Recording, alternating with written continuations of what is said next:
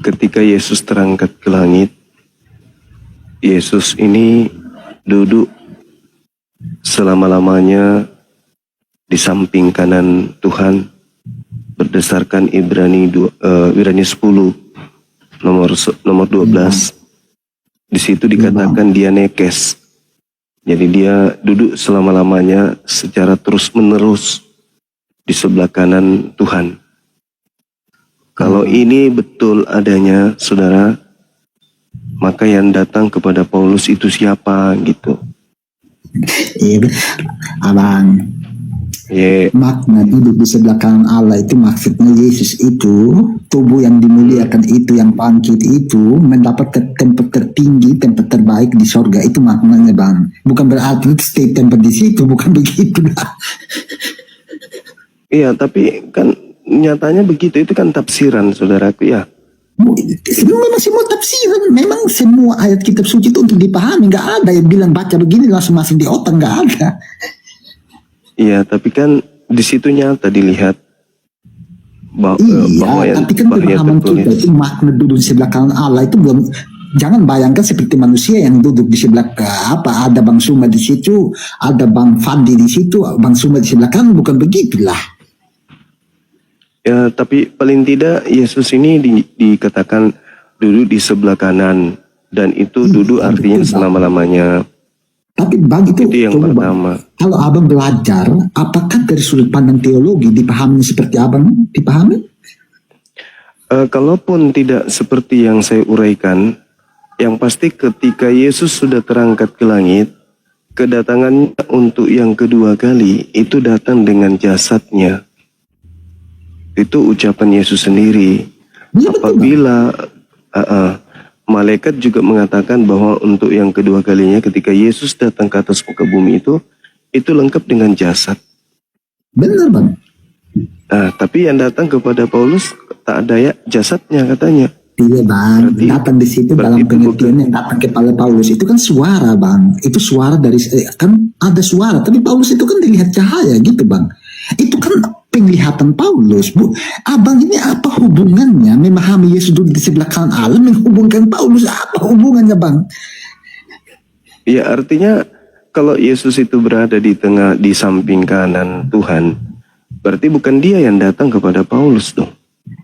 Kalau abang itu berpikirnya begitu, kan Yesus itu diberikan segala kuasa di surga dan di bumi. Kalau Yesus itu memiliki kekuasaan di surga dan di bumi, artinya Yesus itu bisa melakukan sesuatu yang supernatural, bang. Sama dengan ungkapan misalnya begini, bang Suma.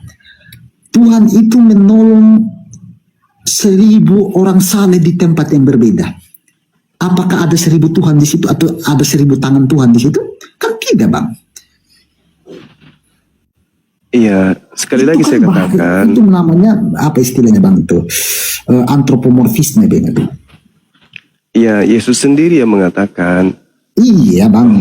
Tapi pemahamannya tidak begitu, bang. Kalau pemahaman abang seperti itu, bagi kami orang yang paham Bible itu terlalu bang? Terlalu dangkal, bang, menurut saya.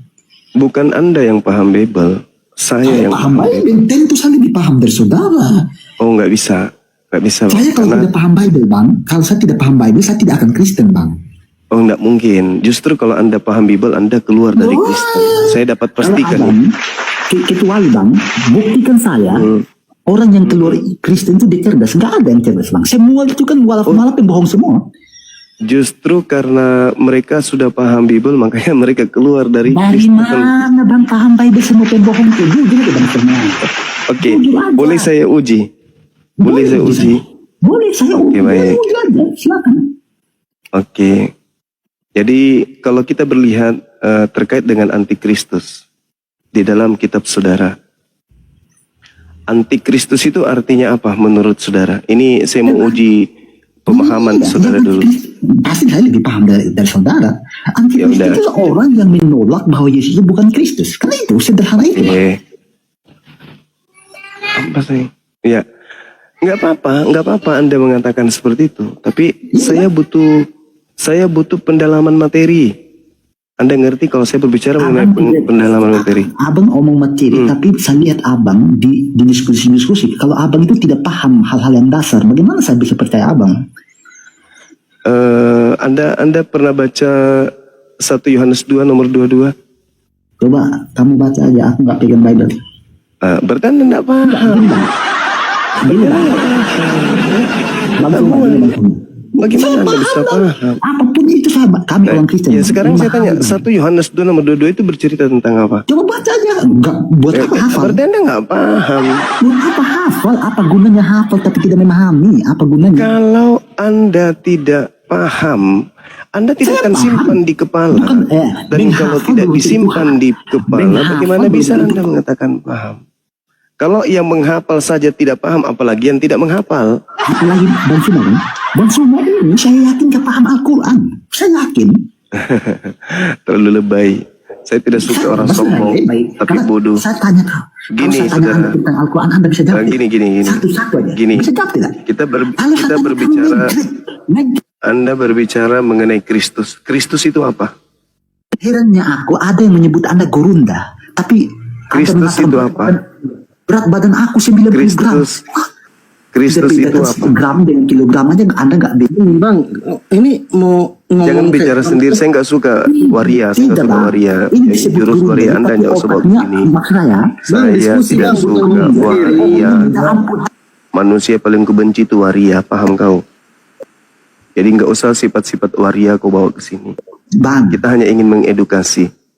Kamu jelaskan kepada saya apa itu Kristus. Coba saya ingin tahu. Kau bilang edukasi, sedangkan kau on. Kristus itu apa? Kristus itu orang yang diurapi, Bang. Bang, pintar ini. Pintar memang Anda. Oke, baik. Seperti Anda yang on. Oke, baik. Yesus itu Tuhan atau bukan? Yesus itu Tuhan atau bukan? Tuhan, Yesus Tuhan. Nah, berarti Yesus itu Kristus atau Tuhan? No, apakah Yesus disebut Mesaya? Bertentangan dia. Lihat teman-teman, tadi dia mengaku dia paham Bible. Di dalam Alkitab setelah saya tanya apa itu Kristus, Kristus itu adalah manusia yang diurapi. Manusia yang diurapi. Terus apakah Yesus itu Tuhan? Dia bilang Tuhan. Yang mana yang betul? Yang mana yang betul? Kristus itu Tuhan atau Kristus itu manusia? Jawab. Pertanyaan saya, di mana di dalam Alkitab bahwa Yesus, apa kemesiasan Yesus membatalkan dia ketuhanannya, di mana? Coba. Di dalam 1 Yohanes 2 nomor 22 dan Lukas 2 nomor 11. Aku buka. Ya, coba baca Lukas 2 nomor 11. Aku heran ada orang Muslim dia sebut Anda cerdas. Nggak usah saudara, jangan pakai sifat waria di sini. Biarkan saudara-saudara kita yang waria saja yang cerdas untuk berbicara. Anda yang sok laki-laki nggak usah pakai sifat waria. Nggak usah pakai sifat waria Anda di sini. Tanya Anda tentang Al-Quran, Anda bincang. Sifat boti Anda jangan Anda bawa ke sini. Udah. Apa itu di dalam Lukas 2 nomor 11 apa di sana? Coba. Anda bertanya sama aku kan? Di mana sifat Kristus itu membatasi Islam? Di mana dua kalimat Astagfirullahaladzim, ya Allah.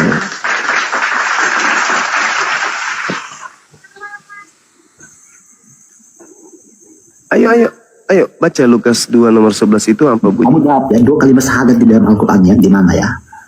Lukas 2 kau jelaskan. Hei, Lukas 2 jangan kau bahas Quran terlalu tinggi. Terlalu tinggi. Tinggi, coba jawab. Nggak usah terlalu tinggi. Mencret kau nggak jawab kau. Bang Erwin, kalau Kristen ngomong Bang Erwin, kalau Kristen. Jangan bawa sifat waria di sini ya. Aku nggak suka. Laki-laki normal. Saya laki-laki normal, saya nggak butuh waria. Kalau ayat syahadat di dalam Al-Quran jelas, hampir seluruh umat Islam pun tahu. A'udzubillahi minasyaitonirrajim. Bismillahirrahmanirrahim. Ya kul ya ayuhan nas inni rasulullahi ilaikum jami'a. Alladzina lahu mulkus samawati wal ard la ilaha illa huwa yuhyi wa yumit. Fa'aminu billah wa rasulih nabiyil ummiyin alladhi yu'minu billah wa kalimati wattabi'u la'allakum tahtadun. Itu ayat syahadat di dalam Al-Quranul Karim. Jadi nggak usah lebay. Kalau bertanya tentang Islam nggak usah lebay. Naikkan kembali manusia jadi-jadian Siap, tadi Mbak. setengah matang. Oke, Mbak Neni agamanya apa ini Mbak Neni? Kristen atau Muslim? Mbak Neni, oke standby dulu di bawah ya kalau Muslim ya. Silakan, mana tadi waria tadi? Oh Ya, waria jadi manusia. Kita menghargai waria ya. Tapi kita tidak suka kalau ada laki-laki yang mengambil sifat waria. Waria aja.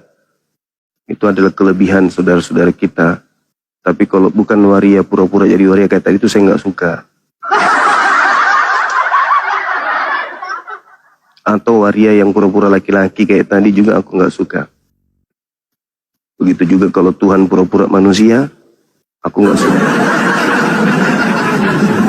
Atau manusia pura-pura jadi Tuhan pun aku nggak suka. Naik kembali kau, Wiro Sableng. Biar kulas otakmu itu. silakan Bang Wiro Dompala, silakan. Saya masih pertanyaan yang sama. Kristus itu apa? Lukas 2 nomor 11 kamu baca. Manusia yang diurapi oleh Tuhan. Jadi Kristus itu bukan Tuhan. Makanya kalau berbicara mengenai antikristus, yang bisa menjelaskan itu Bible. Yang bisa menguraikan itu Bible.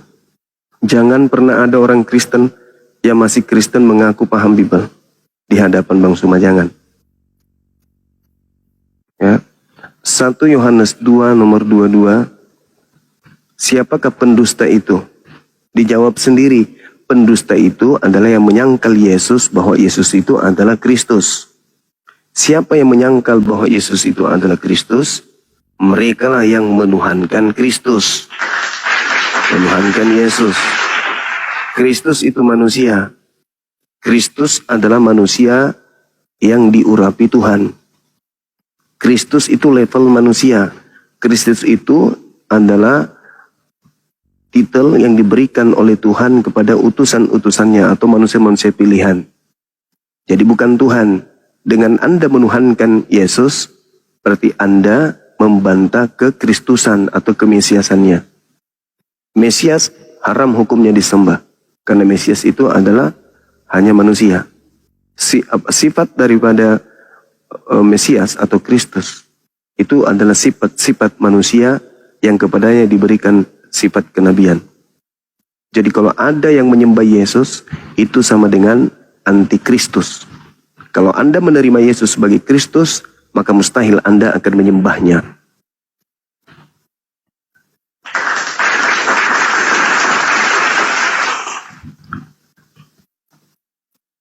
Bukti bahwa saudara itu antikristus, ya Anda menyembah Yesus. Itu buktinya. Siapa yang menyembah Yesus berarti menyangkal Bapa dan juga menyangkal anak. Karena anak titel tertingginya adalah Kristus. Bapa bukan Kristus. Dengan Anda menyembah yang Kristus, berarti Anda anti terhadap Bapa. Bapa itu bukan Kristus. Yang Kristus itu adalah utusannya. Harun, Saul, Daud.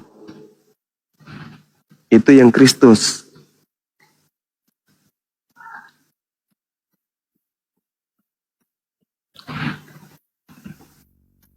Sudah pasiennya gepeng, gimpe, pelan.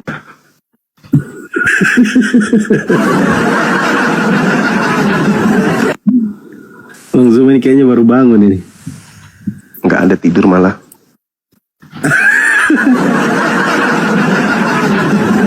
Astagfirullah. Ini gara-gara dua Kristus ini Bang Zuma. Ini mereka itu menyusut populasinya gara-gara dua Kristus. Ya kita belum maksimal tentang akulah dia.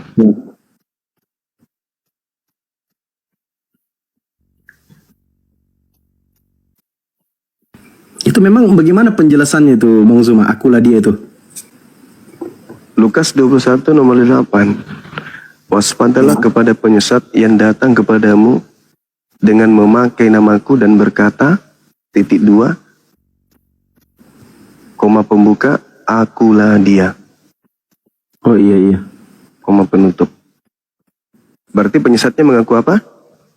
Akulah Yesus. Akulah dia. Dia itu maksudnya siapa Bang Zuma? Ya dia Yesus.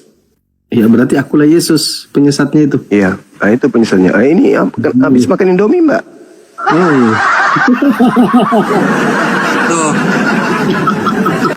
Assalamualaikum. Waalaikumsalam. Assalamualaikum warahmatullahi wabarakatuh. Ini yang tadi yang Apa aku mie goreng naik ini? Wah, ini alot nih. Mas Carolina. Ya Mas Karonila. Tahu cuma. Hah?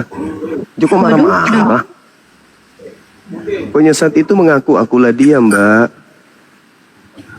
Kau itu yang sok guru, sok mengajarkan tentang Alkitab, tapi kamu Muslim, itu kamu yang pesesat.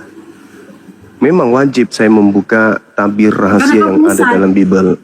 Bukan, penyesatnya itu mengaku akulah Kasihan dia. bawamu semua itu, kasihan semua itu pada tersesat kau buat. Saudari, menurut Yesus, penyesat itu mengaku akulah dia, betul atau tidak? Menyesat itu adalah mengajarkan tentang Tuhan Yesus, tetapi Oh, dia enggak tidak ada, mengakui bahwa Yesus Tuhan. Tidak ada dalilnya. Justru kalau mengaku Yesus Tuhan itu adalah antikristus. Mana dalilnya? 1 Yohanes 2 nomor 22. Ayo. Baca, Tunjukkan. Baca dong. Baca, Baca tunjukkan situ kau. 1 Yohanes 2 nomor 22. Kamu yang baca, kau yang lihat tunjukkan datanya, Siapakah dalilnya. pendusta itu? Siapakah penyesat itu? Planos itu? Bukankah dia yang menyangkal bahwa Yesus adalah Kristus?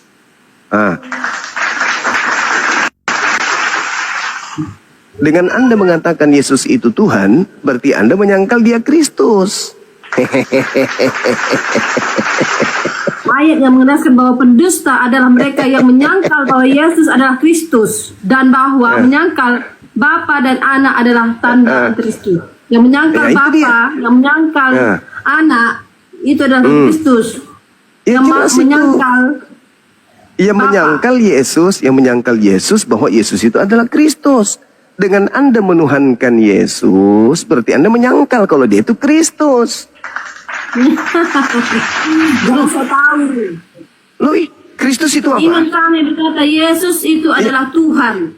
Ya, itu iman, Nah, itu iman. malaikat itu menjelaskan Itu ketika Yesus kepercayaan. lahir.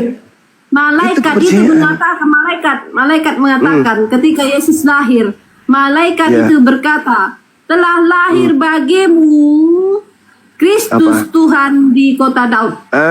Itu pintar. Arti yang sesungguhnya apa di situ Yesus maksudnya? Tuhan. Aduh, salah, Tidak ada siapa yang salah. menyangkal Yesus Tuhan. Pada hari Kau ini lihat kan? telah lahir bagimu juru selamat manusia yang diurapi Tuhan di kota Daud. Itu baru betul. Jurap itu enggak ada. Kristus enggak ada jurapan. Enggak Kristus ada itu apa? jurap, enggak ada Kristus jurap, kau tambahin. apa arti Kristus? Coba apa arti Kristus? Kristus itu cuma satu, Kristus itu penebus. Kristus itu artinya Kristus penebus. artinya apa? Kristus artinya Kristus apa? artinya penebus. Apa penebus apa? Penebus dia ini manusia atau dia hewan Penebus atau dia dosa. Tuhan? Iya, dia hewan atau manusia? Yesus Kristus Tuhan. Kristus Tuhan di kota Enggak. Daud. Kristus Tuhan. Kristus itu hewan atau manusia? Yesus Kristus itu Allah Sang Pencipta langit dan bumi. Jadi bertawar. Ya? Kristus itu hewan atau manusia?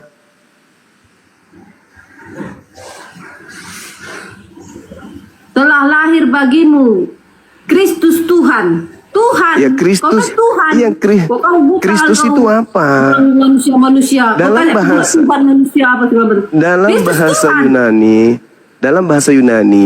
Yesus tidak ada tanda Kristus koma. Tuhan. Yaitu Kristus, Kristus Tuhan. itu manusia. Jadi maksudnya adalah yaitu manusia yang diurapi Tuhan.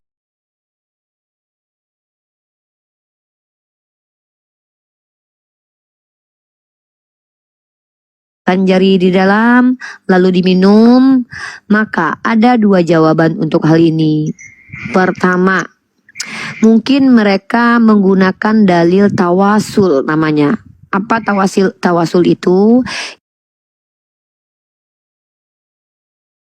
Udah tersimpan, tersave Nggak mungkin tuh. Udah ada apa kamera, bahkan zaman Soekarno pidato kita sampai sekarang masih bisa lihat. Jadi mustahil lah itulah Pak. Meskipun orang nggak bercerita, sekalipun Presiden Soekarno adalah presiden pertama, ya nggak mungkin lah kita nggak ngerti itu. Bagaimana dengan Gajah itu nggak Mada, bisa Pak? tuh.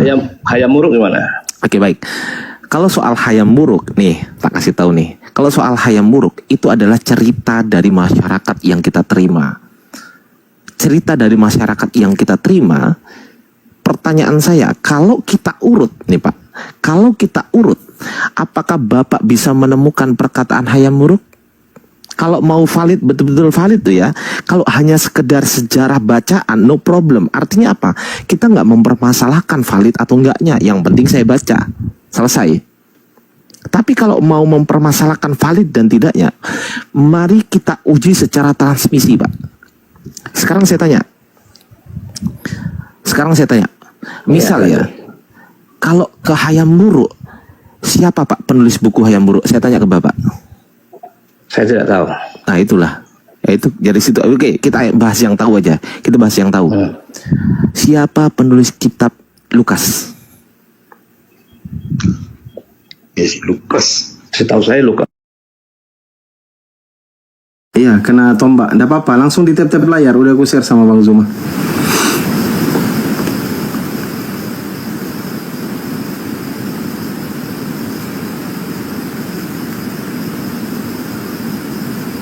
Ayo di tap-tap layar dulu teman-teman.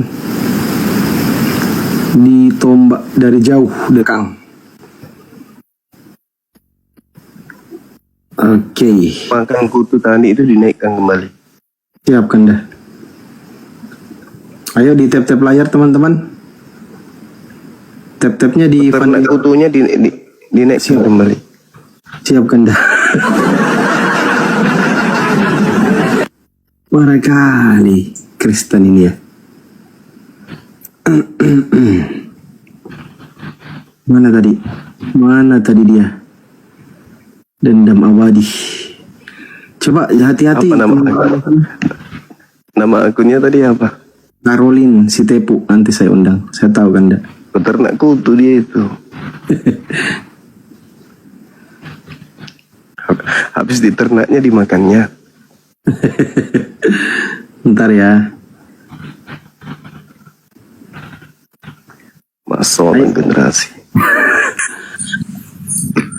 Aduh, Ini kalau Salam.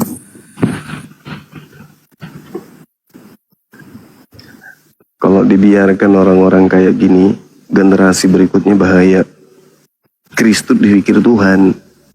Justru kalau orang-orang ini menganggap Yesus itu Tuhan, berarti dia menyangkal Kristus. Karena Kristus itu bukan Tuhan. Kristus itu manusia yang diurapi Tuhan. Itu. Ya, kalau definisi.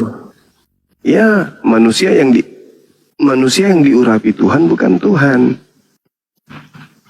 Dan tidak pernah Tuhan digelari Kristus. Bagus tuh. Yang digelari Kristus itu hanya manusia. Itu pun manusia-manusia pilihan aja. Seperti Harun, Salomo, Saul, Yesua Hamasya. Itu. Ini kok Mesias kok jadi Tuhan? Gimana ceritanya Mesias jadi Tuhan?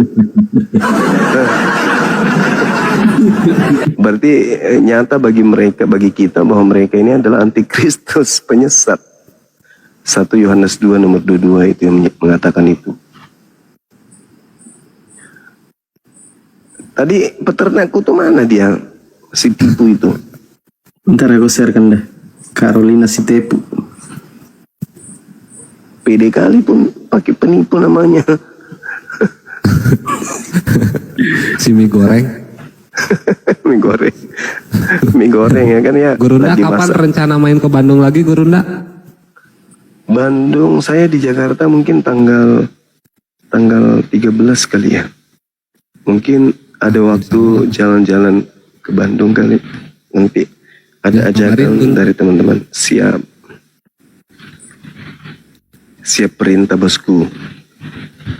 Ah, jangan kayak gitu. Dulu terakhir ketemu tuh waktu dilantik sama Gurunda waktu di Depok. Oh iya. Sekarang udah dulu, tapi sekarang udah gak jadi ketua Jabar lagi. Kenapa? Udah Sibuk? di ini, ya sibuk. Sekarang alhamdulillah ternak ikan arwana Gurunda. Jadi diganti dulu sama Abah Api Jabar Bang Ayuan. Oh siap. Nanti kalau ke Bandung, inilah ada oleh-oleh ikan arwana. Ikan arwana ya. Mahal itu. Ikan Ya, arwana itu insya mahal. Allah.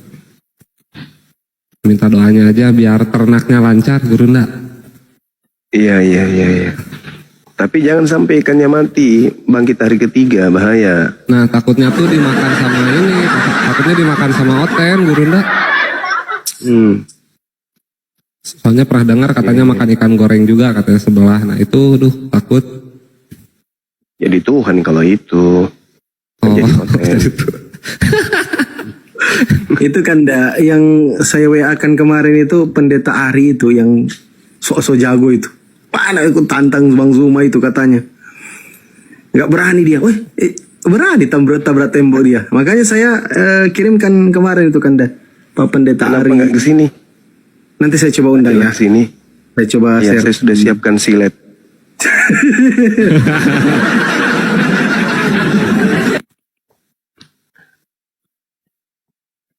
Silet untuk ini, potong kulitnya dia, pakai silet berkarat.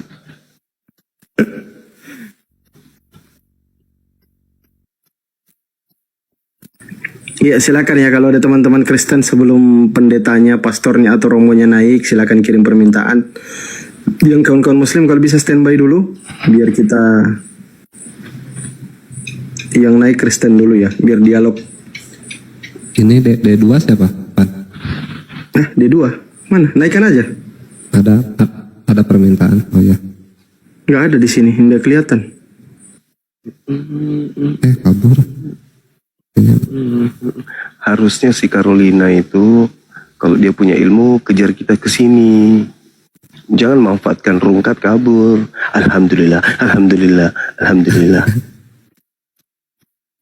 Oh, Oten juga kalau panik bilang alhamdulillah berarti ya Gurunda ya. Iya. Gitu. Kayak di gereja yang gempa itu, Allahu Akbar, Allahu Akbar. Ada. Saya pernah di pesawat juga. Waktu bencana Palu. Udah pakai baju dalaman aja, pakai cewek ibu-ibu. Geriting rambutnya kepang dua, udah hitam kulitnya, berbulu pula betisnya tuh. Ya kan pakai lambang salib besar-besar. Dia di depanku sebelah kanan teriak. Pertama dia bilang haleluya, haleluya. Bapak. Begitu goncangan keras langsung Allahu Akbar. Itu sampai viral ada videonya di gereja yang gempa bubar satu jemaat. Ntar dicarilah videonya dikirim ke Pandi. Lucu. Kan lebih banyak yang teriak Allahu Akbar, ikut rata dia, ikut Allahu Akbar. Saya paling kencang ketawa, tadinya agak takut gitu dengar dia suaranya paling kencang Allahu Akbar, mulutnya lebar gitu. Aku ketawa jadinya, nggak jadi panik saya. Insyaallah. Itulah dahsyatnya kan ya. Karena kebiasaan. Ya Gurunda ya. Fitrah itu fitrah. Iya betul. Mereka kaget pun astagfirullah ikut-ikutan. Di kantor saya itu dulu kayak gitu. Kaget astagfirullah. Mancing kami sama-sama dapat ikan. Alhamdulillah kata dia. Percaya diri pun aja. Saya tertawa aja dengarkan. Ya wajar lah, karena yang memberikan rezeki, umur, usia, kesehatan, harta, apapun itu kan Allah. Jadi wajar lah dia nyebut nama Allah. Meskipun diingkarinya kan.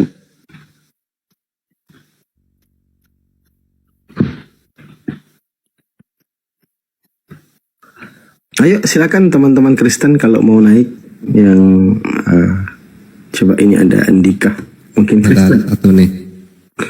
Kita naikkan aja dulu nggak apa-apa. Oh iya. Assalamualaikum, selamat pagi. Bang Andika. Belum ini. Masih terputar-putar otaknya. Sabar, saya perbaikin dulu komalnya. Teman-teman di tap-tap layar ya. Nah ini, supaya gampang di tap-tap. Biar 1-2 orang Kristennya naik, nggak apa-apa. Sama aja.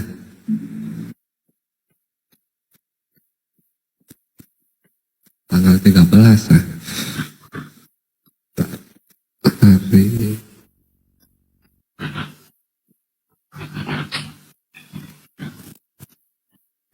Ayo silakan teman-teman Kristen yuk. Ya. Temanya seperti tadi ya. Yesus asli di mana? Itu. oh ada yang disembunyiin emang kan? Ada. Oh ada. Yesus asli. Ya, kita harus pura-pura polos dulu. Jadi biar nanti Oten kan peng kan naik biasanya. Padahal juga nabrak tembok Oten. Ini ada Andika. Kita pura-pura nggak tahu aja dulu. Andika. Belum masih terputar-putar signal. Ayo teman-teman di tap-tap layar ya. Bang Zuma mana? Alamak ajang besarnya ini akun Bang Zuma ini masa dari lihat. Jazakallah apologet. Besar itu. Oh, Waalaikumsalam. Agamanya apa Bang? Waalaikumsalam. Saya Muslim. Waalaikumsalam warahmatullahi wabarakatuh. Langsung aja Bang, supaya kita cari teman-teman Kristen. Silakan Bang. Mau apa ya? Bayar zakat. Udah tegang bayar zakat. Enggak, kadang pihak Oten itu nyerang-nyerang kayak apa ya? Aku sering masuk ke komalnya Kristen, memang senang bertarung sama mereka memang. Jadi yang sering mereka serang itu kan apa? Tentang pernikahan Nabi Muhammad sama Aisyah, sama terus apa dusta 3 hal kayak gitu kan. Ya memang aku bisa menjawab sama mereka. Makanya rata-rata aku sama mereka mesti bentak-bentakan bertarung. Itu aja sih. Memang aku masuknya ke room mereka, jadi ya niat saya ubrak-abrik lah. Itu aja niat. Jadi maksudku ada kan kayak Yusuf itu sering diojoloki sama Oten kan, bilang oh Islam dibolehkan dusta tiga hal ya. Padahal kalau dijawab kan dusta 3 hal itu kalau niatnya karena Allah kan berpahala. Itu serangan-serangan mereka. Kalau lagi tanya kenapa Nabi Muhammad menikahi anak 6 tahun, kalau aku jawabnya lu kan gak masalah nikah, yang penting tidak berzina. Yang pertama, yang kedua kan Rasul supaya ada periwayatan hadis itu, aku bilang itu. Jawabannya itu. Oke Bang Andika, biar kita naikkan teman-teman Kristen. Makasih banyak ya informasinya Bang Andika. Assalamualaikum warahmatullahi wabarakatuh. Bang Andika pelanggaran, silakan dibawa dulu Bang Andika. Jangan kau ingatkan kita sama si Longor Super Pel itu. Oh iya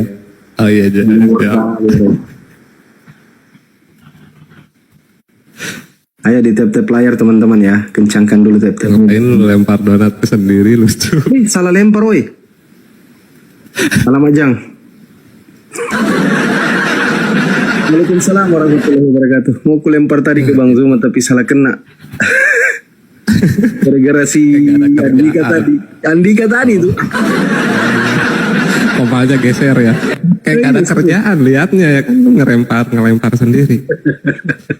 Ada. Salah lempar woi. Derita lu masuk romoten katanya. Oke, sabar ya teman-teman. Kita akan teman-teman Kristen ya.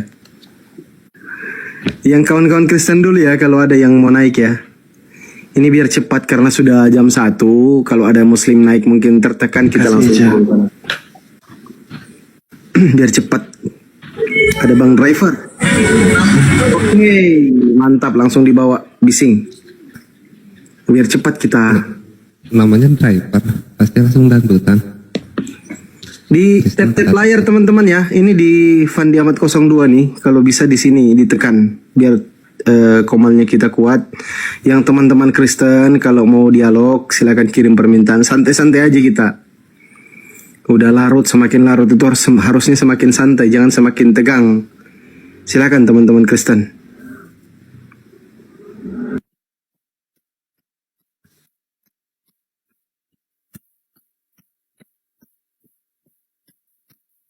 Kita jambak-jambak dulu ya. Iya, juga sambil Jangan dijambak, dicakar. Siap, Burunda. Kita cakar-cakar dulu ini. Pak Pendeta Ari. Udah tidur kali dia, kasihan orang tua itu. Jangan kesiksa orang tua, berdosa. Jangan Ya tantang Bang Zuma, jengkel kali gue dengar. Aku tantang Bang Zuma gak berani. Kenapa mau dilarikan pendeta yang dari manapun datang di sini? Kasih ya. Ayo di tap-tap layar juga teman-teman ya, cukupkan 100 dulu. Lagi enak dialog, 3 pendeta. Tiba-tiba dia bilang, saya tantang Bang Zuma, tantang. Pas dipanggil cari alasan segala macam. Oh iya ya, itu anakku sayang. Artinya orang udah yang kayak gitu udah bosan hidup berarti. Kayak Ferdinand Bang Zuma kan tabrak tembok itu, babi tabrak tembok. Beraninya dia. Hilang sekarang dia. Hilang. Tuhan di dalam daging. Itu bahasanya itu. Astagfirullah. Kena ban tadi teman-teman. Tiba-tiba. Waalaikumsalam warahmatullahi wabarakatuh yang baru gabung. Yang salam ya. Mohon maaf nggak bisa dijawab satu-satu salamnya. Kebanyakan. Silakan yang Kristen. Ini temanya gimana ya supaya panas mereka. paten longor. Itu blender itu. Oh. Itu kalau ada dia itu kadang biar sendirinya. Khotbah ngoceh sendiri. Itu dulu kayak gitu si blender itu. Iya. Nggak capek 2 jam. 2 jam kadang. Heran saya. Habis minum Theodan itu. Jadi karena ada perkembangan, beliau apa ya sudah semakin menunjukkan data begitu, menampilkan data. Saya salut juga sama beliau itu. Di-upgrade pengetahuannya. Alhamdulillah. Masya Allah, luar biasa. Cuma kalau menyerang, waduh ngeri. Menangis Kristen itu kalau sama dia. Cuma kalau dia bikin cerita itulah yang ngeri. Iya, kalau sudah bikin Bawa cerita. terong, udah bawa mentimun. Kuning. Allah, makasih bang. Dari hijau jadi kuning. Ya itulah, masa singkong masuk keluar jadi tape, gimana ceritanya? Menciut Pisang masuk keluar jadi pisang kipas. Emang gue pikir di dalam itu ada pisau.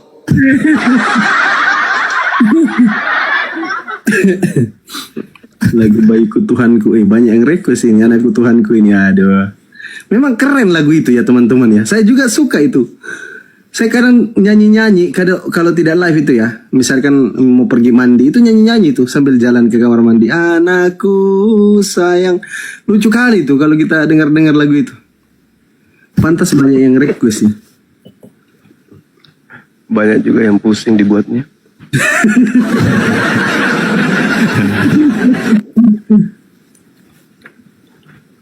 Belum ada Kristen teman-teman. Sabar ya, kita tunggu aja dulu teman-teman Kristen. Yang mau belajar silakan. Mau bertanya silakan. belajar apa dulu kan? Jelasin dulu nanti pada naik nanti belajar. Itu tadi Yang lucu yang tadi itu. yang mana Yang kan? siapa? Yang si Sableng tadi. Oh. Iya, dia ngaku paham Bible. Kayak mana ceritanya Mbak? Kalau paham itu pasti Anda sudah keluar dari sana. Ternyata belum baca tadi. Lucu mereka ini. Ada. Selalu mengaku paham. Bible nggak pernah baca. Gimana ceritanya? Bagaimana mau paham, baca saja kagak. Adanya Hindu nih.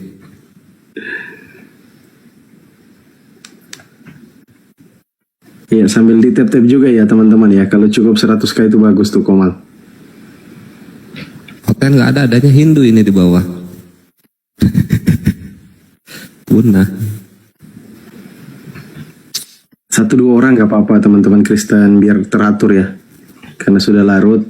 Kalau terlalu banyak kayak biasa, Bang Zuma versus 100 hotel itu kecuali siang, itu lagi on fire itu. Kalau jam-jam segini ya 1-2 orang aja lah. Nggak apa-apa dek. Apa-apa. Siap-siap kan. Saya kecilin suara ini gara-gara kencang kali tenaga aku dari dalam ini. Ya, Bunda Leli itu chat kemarin kan, dikirim foto saya. Wah, lihat nih Bang Pandi, sudah ketemu dengan Bang Zuma. Saya bilang keren, mantap. Bunda Leli Imran. Ya, dia sampai lari ke lantai 2. Aku pikir mau ngapain. Ternyata turun-turun bawa meteran. Dia ngukur gigi saya, dia dapat 7 cm, kaget dia. Oh ya ini bisa macam rekor ini. Oh iya Kak Leli, aku bilang. Sepanjang-panjangnya giginya Boneng. Aku bilang, tunggu dulu, Boneng sudah ompong. Sekarang saya yang juara 1. Oh iya juga kata dia. Ini Bang, Kaget saya makan. Gurunda. Iya gimana? Ada dari Hindu kawan kita tadi ini ngomong kenyang celake. Dia mau masih Islam katanya. Om Swastiastu Bang, salam dari Bali, siap dari Bali. Bang, Rumah Damang. Katanya. Rumah Damang. Ganti akun lain Bang, Bang kenyang celake. Aduh, kenyang celaka. Mau masuk Islam. Iya, ganti akun lain Bang kenyang. Kenyang celaka kok. Kenyang celaka gimana ceritanya? Damang, kata. Enggak, kenyang celaka. Itu kan artinya Dia itu sudah, kenapa? artinya ini dia sudah kenyang dengan pengalaman gitu. Sudah puas dengan, sudah teruji dengan banyak musibah. Izin Bang Sudah kenyang, kebal dia. Bang kenyang celake. Coba di DM akun saya. DM coba nomor WhatsApp-nya. DM nomor WhatsApp-nya coba. Saya ajarin cara buka akun lain. Coba Bang. Enggak, tinggal request aja mungkin Pak. Nggak bisa, kena ban akunnya. Cuman 1 akunnya. Yang ini yang dia pakai ini kena ban ini. Waalaikumsalam. Kenyang celaka itu bahasa Bali Bang. Saya nggak ngomong apa-apa Bang, kok saya yang di tag. Si Pandi itu yang ngomong. Silakan Bang di DM. Kebal. Di DM. Atau saya pakai Fandi Ahmad 04 aja, saya DM beliau ya. Emang akun dia kenapa? Kena ban katanya, nggak bisa naik. Oh, ya udah Mana pakai coba? gini aja. Typing lagi kenyang celaka tadi mana? Jorok. Mau jorok artinya katanya. Untung orang Sunda saya, jadi nggak ngerti. Mana tadi Bang kenyang celaka? Ini nih, bentar gue tag nih. Coba diterima permintaan pertemanan saya biar saya bisa DM Bang kenyang celaka. Terus nomor WhatsApp-nya. Kita tidak bisa sembarangan memualafkan orang, harus datanya lengkap.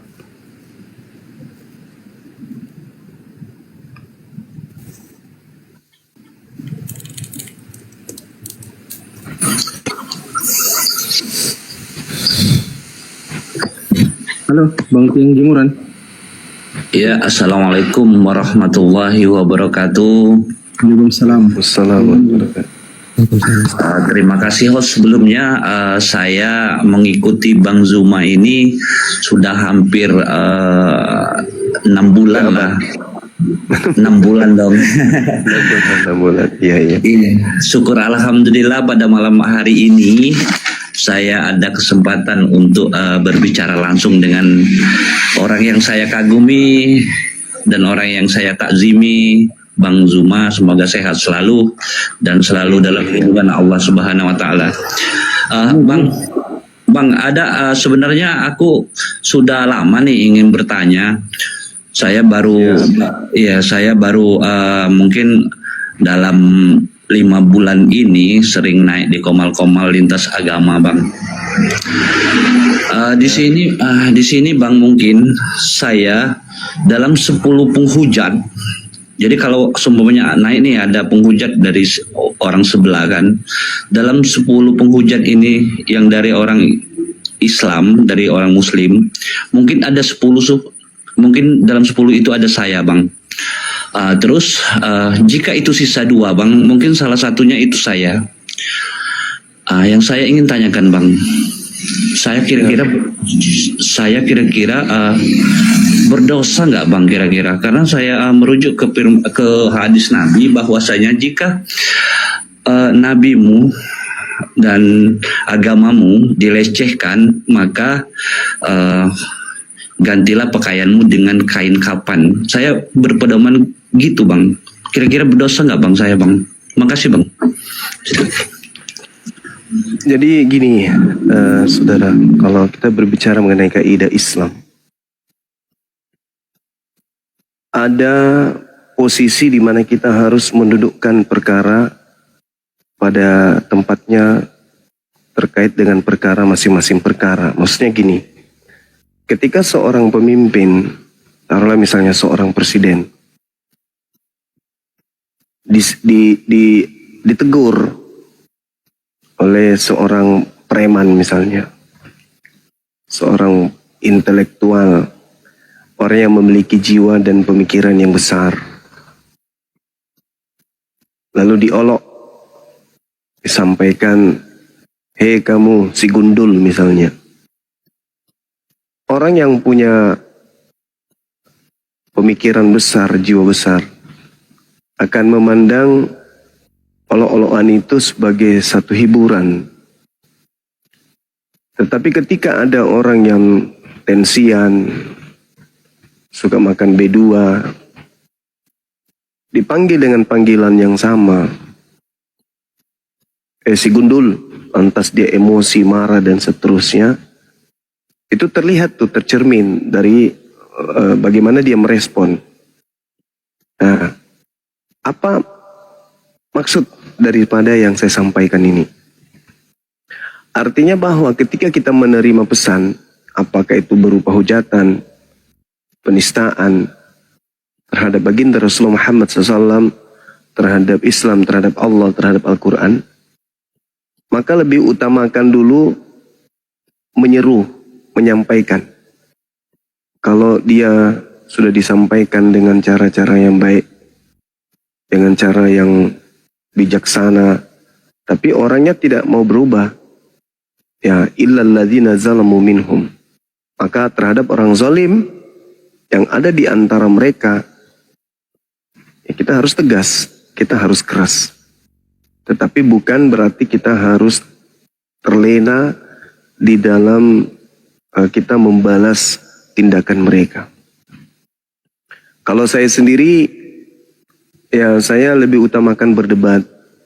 Adapun ketika saya melihat pada objek atau oknum lawan saya berdiskusi, ada ruang di mana saya tujuannya untuk memancing emosinya dia, meluapkan kemudian kebenciannya dia dengan cara saya mengatakan dia kera atau monyet dan seterusnya.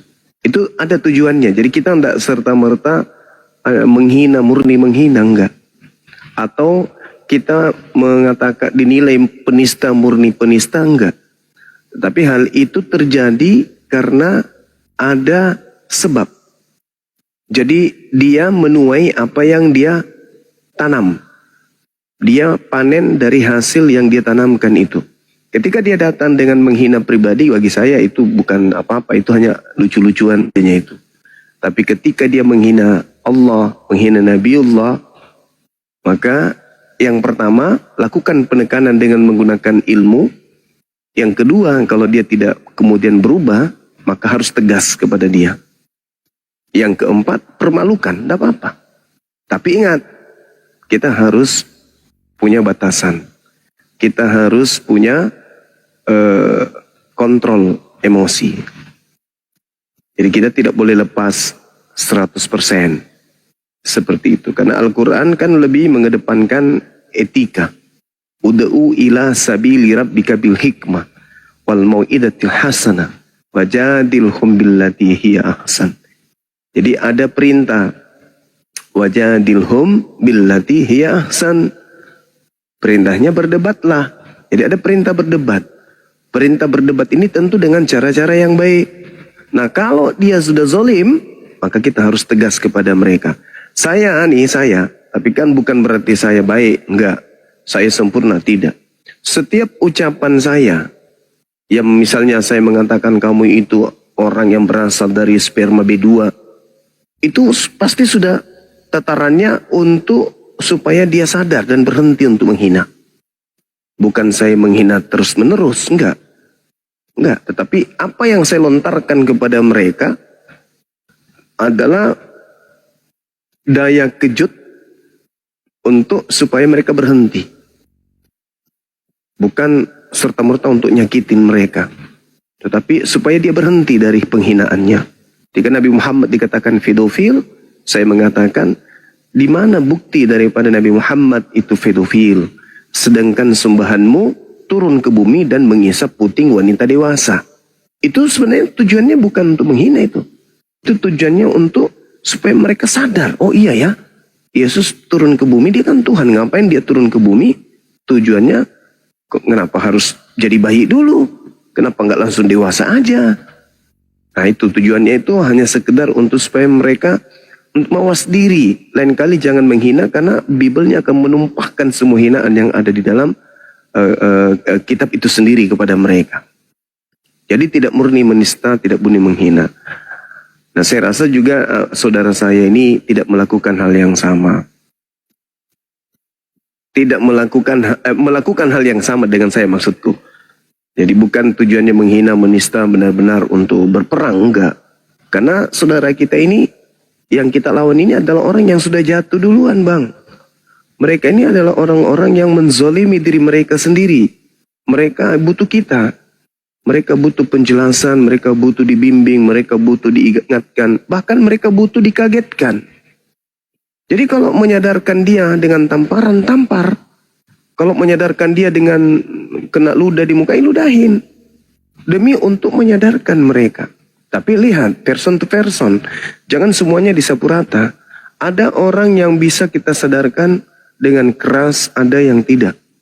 Jadi ya bagaimana kita menjiwai keadaan, bagaimana kita kemudian mengetahui karakter seseorang. Seperti itu, saudara.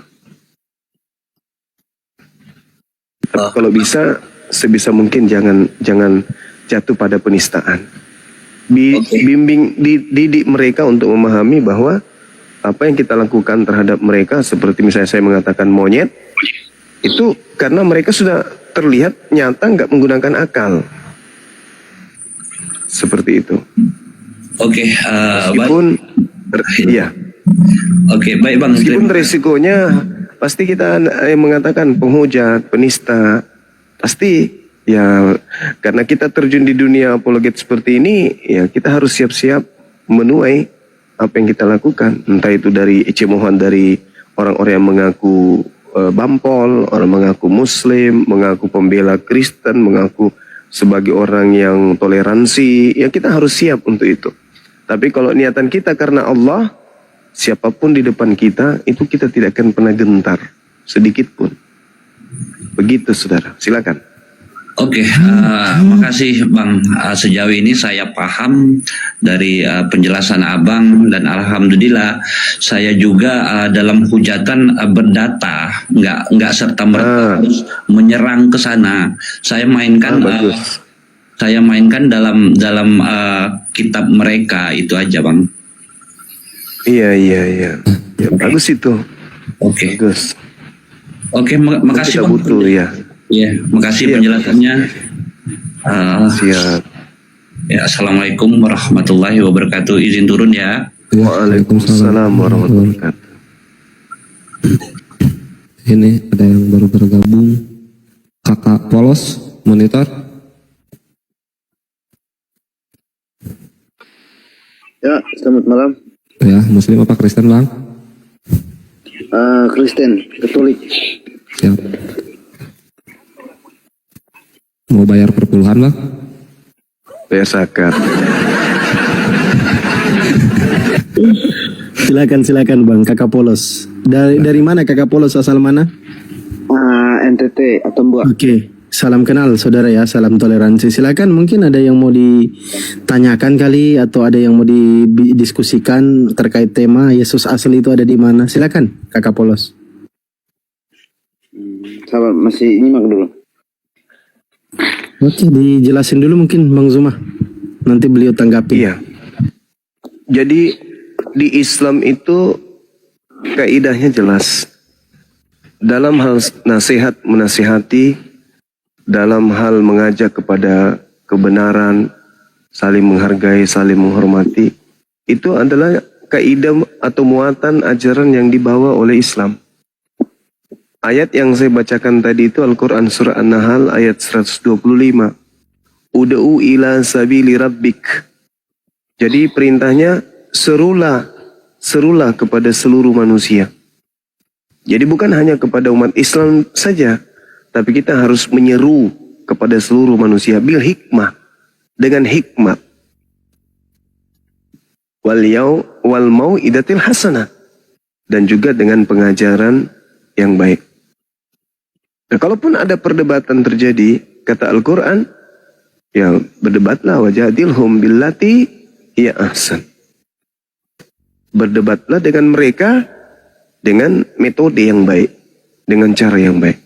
Sesungguhnya Tuhanmu, inna rabbah huwa a'lamu biman dalla an sabili.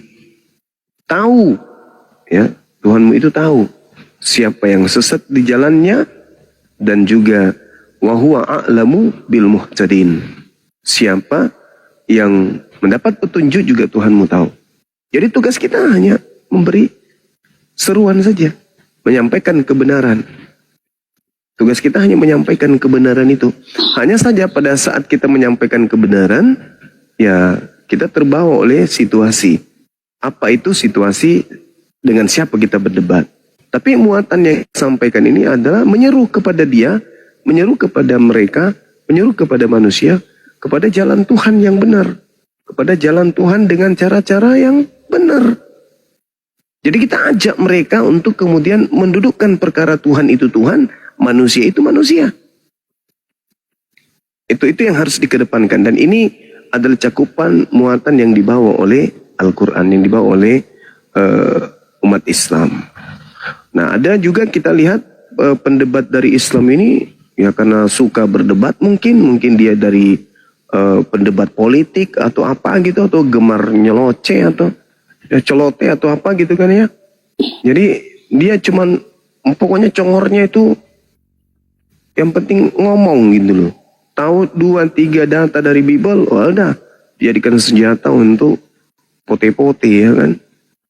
Asal ngomong aja ngalor ngidul. Ditanyai tentang Al-Quran, mencret. Tapi kalau bahas kitabnya orang lancar. Iya. Bang. Ya. Maaf Bang, saya bisa tanggapi sedikit ya Bang? Iya, silakan. Kan tadi ini Yesus itu ada di mana? Ya toh? Iya.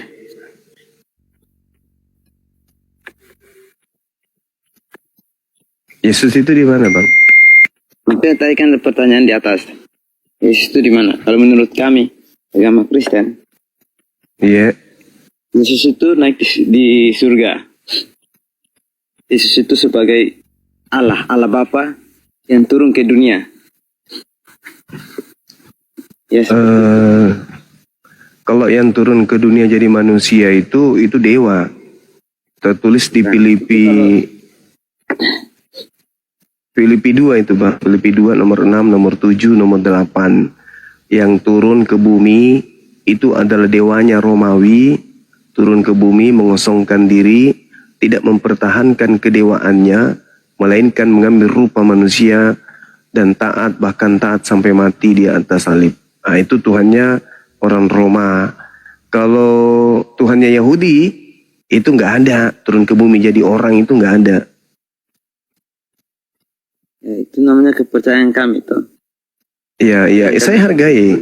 Iya, saya hargai. Saya katakan kepercayaan orang Roma yang menjadi cikal bakal Katolik, Kristen pertama kali, yaitu dewanya mereka yang turun ke bumi menjadi manusia. Kalau menurut saya Tuhan kami kan tidak sombong langsung turun langsung berfirman, langsung turun ke dunia, langsung mewartakan Injilnya, mewartakan firman-Nya. Kalau yang mewartakan Injil itu, Bung, itu bukan Tuhan, itu manusia. Yesus namanya. Firman-Nya. Saudaralah yang menganggapnya Tuhan. Nah itu. Tapi dia bukan Tuhan. Kami dia tidak sombong langsung. Tuhan kami kan tidak sombong. Kalau Bang, minta maaf ya Bang. Tuhan kalian ada di mana sekarang? Kalau menurut Tuhan itu tidak menempati ruang dan waktu. Itu pertanyaan lucu. Kalau Anda mengatakan Tuhan Anda itu di mana sekarang ini, berarti Anda menganggap Tuhan itu makhluk. Tuhan kami bukan agama Ardi, kami bukan agama buatan manusia. Tuhan kami itu pencipta langit dan bumi yang tidak serupa dengan apapun, di mana Tuhan saya itu menyatakan dirinya, kalau dirinya ada itu melalui ciptaan. Itu ya Tuhan yang benar. Kalau Tuhan Anda beda. Tuhan saudara menyatakan dirinya dengan menjadi ciptaan. Tuhan saya tidak. Tuhan saya menyatakan dirinya dengan cara mencipta. Gitu. Tuhan tadinya tidak ada yang tahu. Karena Tuhan itu hanya berdiri sendiri. Tidak ada yang tahu. Nanti setelah ada ciptaan, maka ciptaan tahu bahwa Tuhan itu ada. Maka Tuhan yang benar menyatakan keberadaannya dengan cara menciptakan. Itu konsep Tuhan samawi. Sedangkan Tuhan saudara menyatakan dirinya dengan menjadi ciptaan. Beda konsep kita. Kalau agama samawi cuma melihat bulan, melihat matahari, melihat hujan, melihat siang dan malam, mereka penganut agama samawi sudah sadar Tuhan itu ada. Kalau agama buatan atau agama pagan, nanti melihat Tuhannya secara nyata, apakah berbentuk pohon, berbentuk batu, berbentuk manusia, berbentuk ikan, ayam, kodok hamil. Barulah dibilang, wah ini Tuhan ini ada. Kalau agama samawi tidak. Makanya orang Yahudi coba tanya, mana Tuhanmu? Ketawa orang Yahudi itu kalau ditanya, mana Tuhanmu? Orang Yahudi, mana gambar atau miniatur Tuhanmu? Ketawa orang Yahudi itu. Kok ditanya? Nah, kalau Kristen ditanya, ini gambar siapa? Oh, ini gambar Tuhan Yesus. Nah, itu beda. Sama seperti Hindu, Buddha, ada gambar Tuhannya. Yahudi mana ada gambar Tuhannya? Islam mana ada gambar Tuhannya? Kenapa nggak bisa digambar? Karena tidak bisa digambarkan dengan makhluk. Dengan ciptaan gimana mau digambarkan? Tutup mata, ambil kertas putih, ambil pulpen. Terus garis aja kemana, kiri, kanan, atas, bawah, garis, untuk menggambarkan Tuhan itu kayak mana. Nah, buka mata, apa yang tergambar di situ? Benang kusut, bukan Tuhan. Makanya dalam 2 Samuel 7:22, Tuhan itu tidak serupa dengan apapun. Dalam Al-Quran, laisa kamislihi syai'. Tuhan itu tidak serupa dengan apapun. Bagaimana mau digambarkan? Ya tidak bisa. Terus apakah Tuhan karena nggak bisa digambarkan Tuhan itu ada? Ya tetap ada. Buktinya alam semesta ini ada. Itulah bukti bahwa Tuhan itu ada. Maka orang yang menggunakan akal, tidak mesti Tuhan itu turun ke bumi jadi kucing, jadi jepitan kursi, jepitan kertas, tutup panci, supaya diketahui bahwa dia itu ada. Akal kita ini, Bung, dengan roh yang ada dalam tubuh kita ini, itu bukti serpihan cahaya Tuhan yang melekat pada diri manusia. Itu kalau kita gunakan akal. Tuhan itu tidak perlu dicari. Karena Tuhan itu tidak menempati ruang dan waktu. Tetapi hakikatnya ada. Karena alam semesta ini ada, karena adanya ada. Kalau alam semesta ini diciptakan oleh tidak ada, oleh sesuatu yang tidak ada, maka tidak mungkin alam semesta ini ada. Karena mustahil sesuatu itu ada berasal dari sesuatu yang tidak ada. Nah, sebelum Yesus ada di bumi, pertanyaannya, apakah Tuhan itu sudah ada? Ada. Berarti tanpa menjadi Yesus, Tuhan itu sudah ada. Nah, bagaimana dengan Yesus? Kalau Yesus tak ada, apakah Tuhan itu tak ada? Ada, tetap ada. Berarti Yesus ini Tuhan? Enggak, dia manusia ciptaan Tuhan. Kalau Anda mengatakan Tuhannya umat Islam itu mana? Al-Quran mengatakan keberadaan Tuhan di dalam Al-Quran itu lebih dekat kepada manusia daripada manusia itu sendiri kepada urat lehernya. Saking dekatnya Tuhan yang benar itu. Walaqad khalaqnal insan wa na'lamu ma tuwaswisu bihi nafsu wa nahnu aqrabu ilaihi min hablil warid. Aku Tuhan pencipta langit dan bumi lebih dekat kepada manusia daripada manusia kepada urat lehernya sendiri. Tuh, saking dekatnya tuh. Mari kita buktikan. Betulkah apa yang diterangkan Al-Quran bahwa Tuhan pencipta langit dan bumi, Sang Khalik, itu lebih dekat kepada manusia daripada manusia itu sendiri kepada urat lehernya. Sekarang kita buktikan.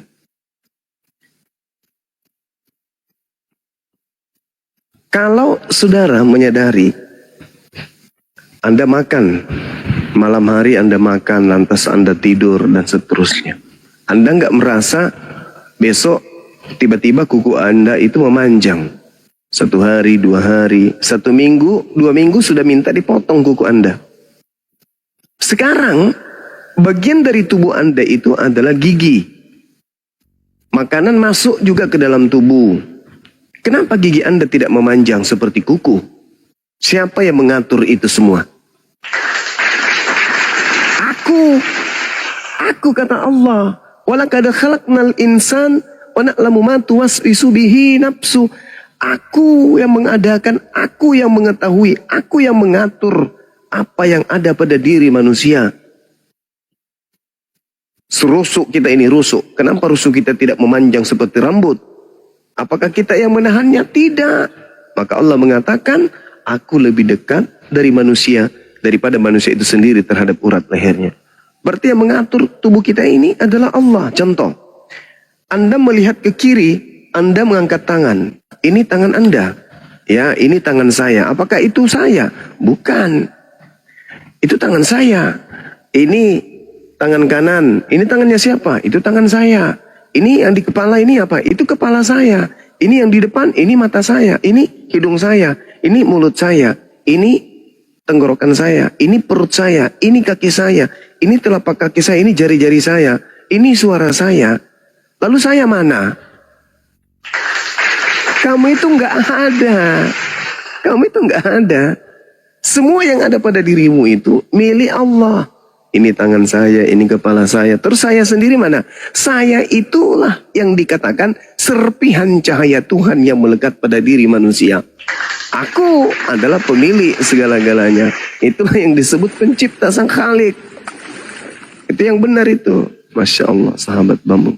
Jadi, kalau kita merenung nih, duduk merenung sekarang. Kita lihat telapak kaki kita ke bawah nih.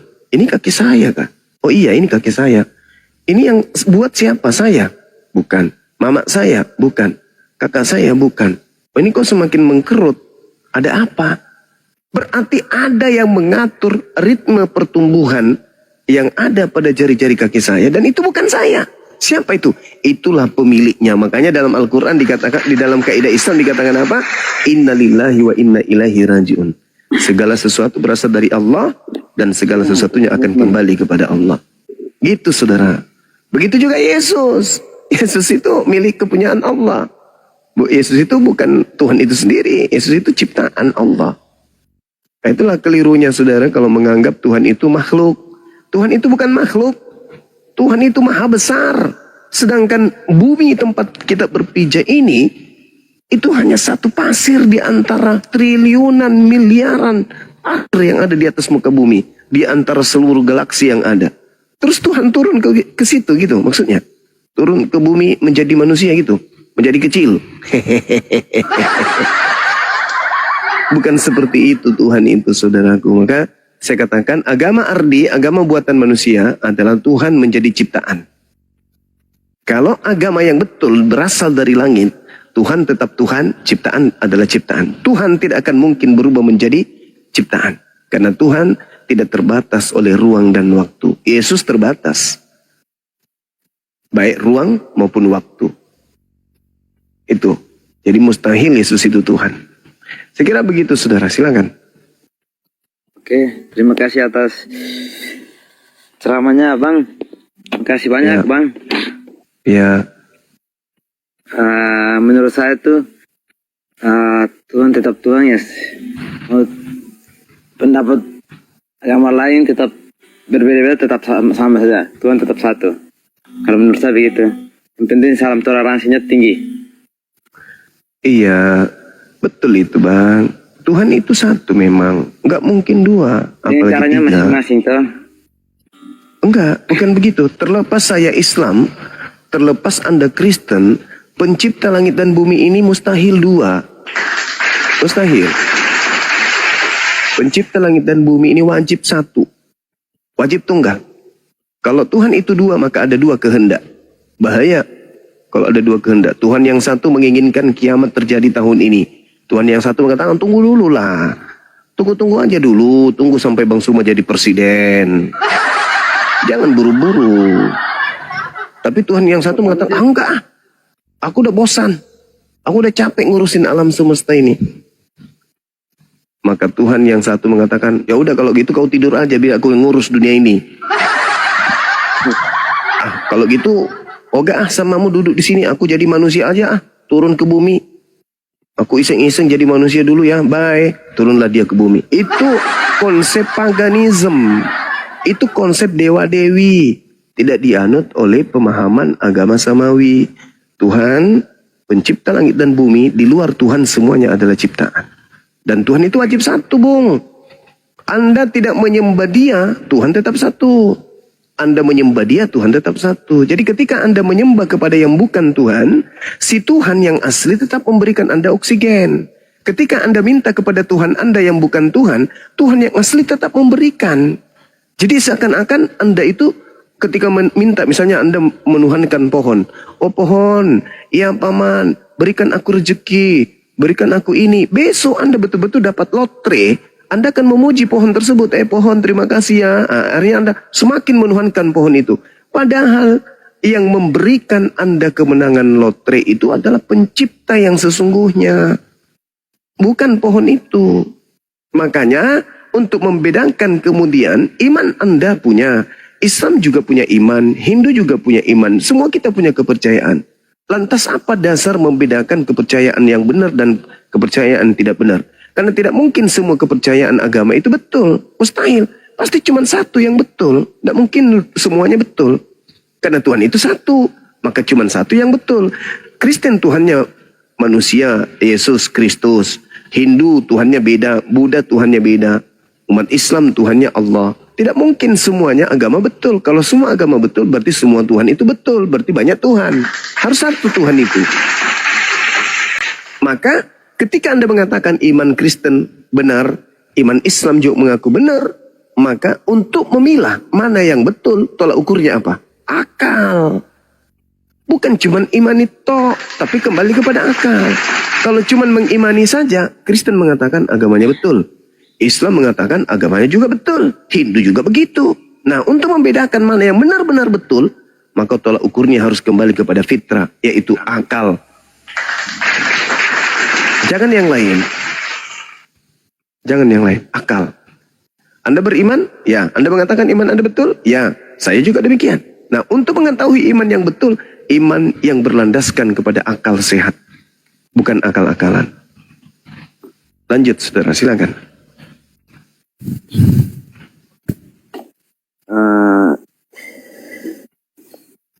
Ya.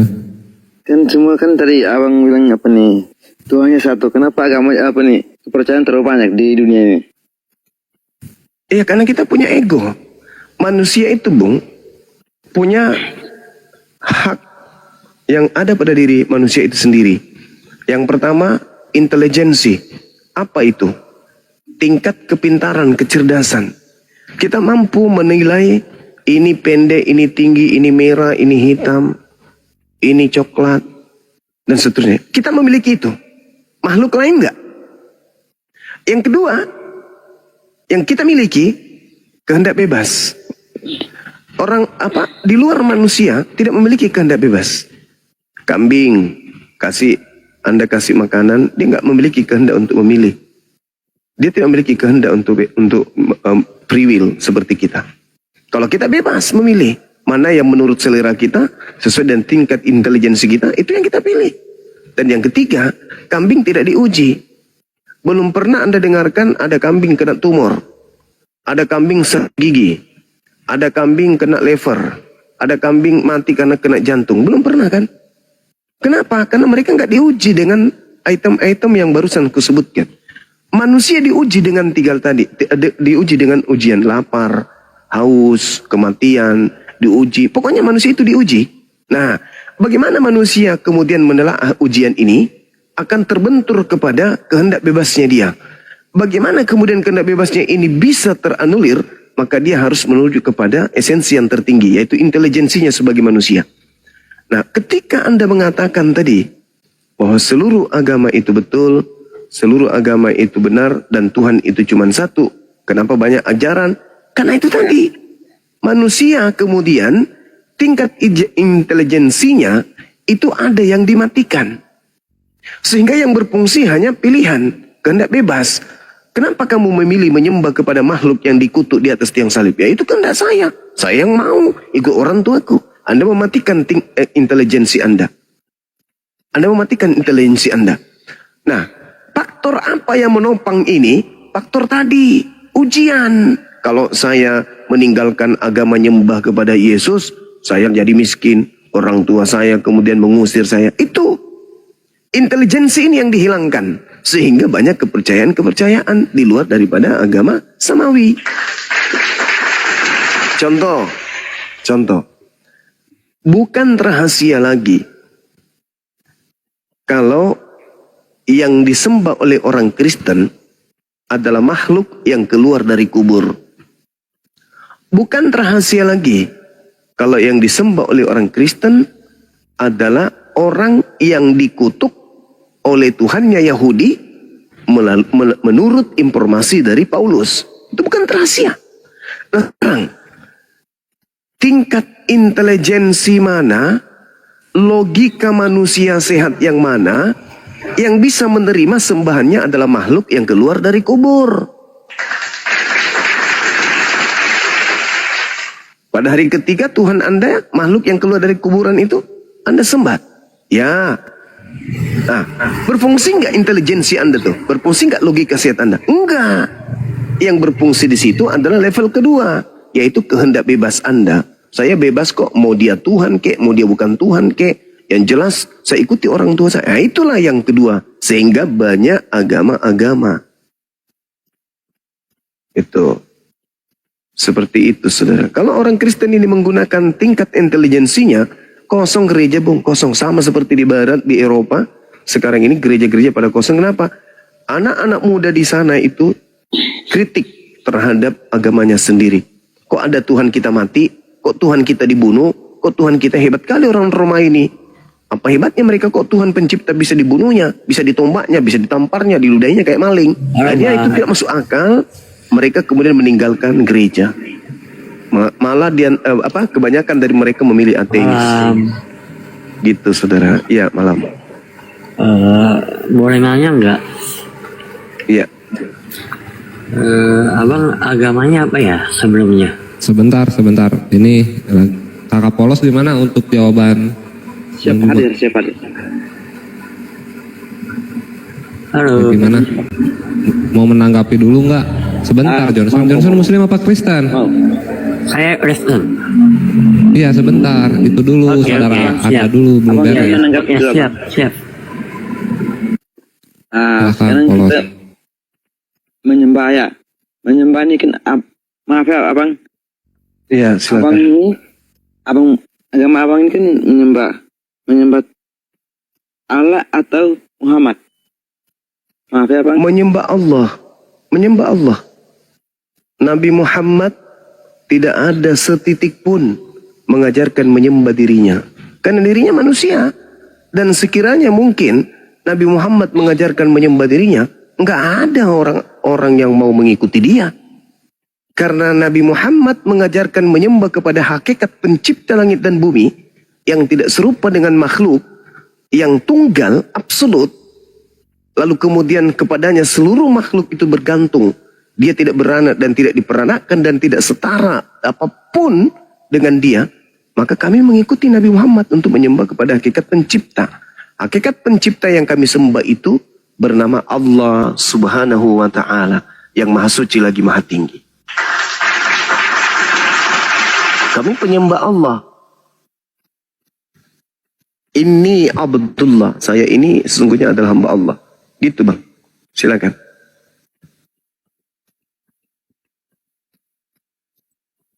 Terus kalau abang dong kalau doa itu sebut nama Muhammad itu maksudnya bagaimana nih abang?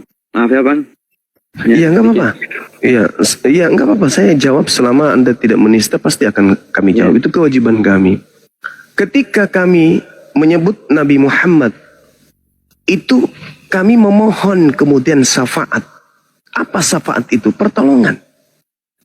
Pada saat tak ada lagi penolong dari sisi kenabian, pada yaumil hisab, pada hari pembalasan, pada hari kita diisap di hadapan Allah, Nabi kami Nabi Muhammad sebagai penolong umatnya di sana.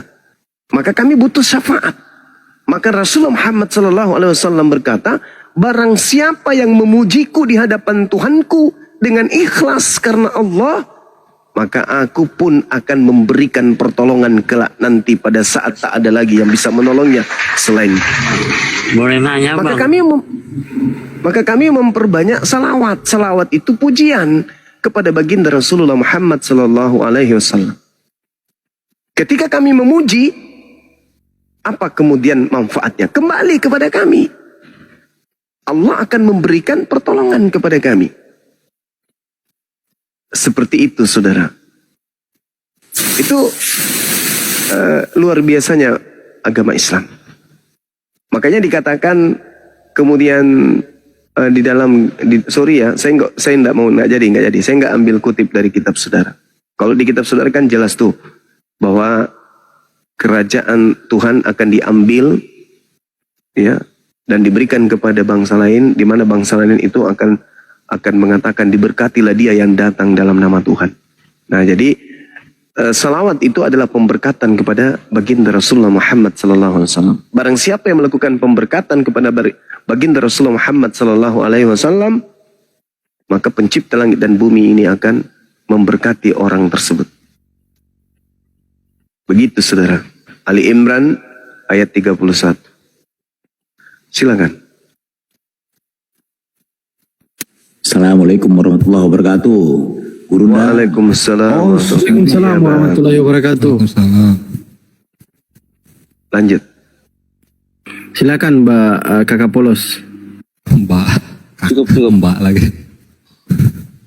Iya, bagi kami gini ya, saudara Kakak Polos. Bagi kami pencipta langit dan bumi itu meliputi segala aspek, meliputi kemudian segala ruang yang terkait makhluk. Ketika kami berbisik di dalam hati, berbisik aja nih, kami mengatakan, ya Rabb, ya Tuhan, ampunilah dosa-dosa hambamu ini. Maka Tuhan kami itu mendengarkan.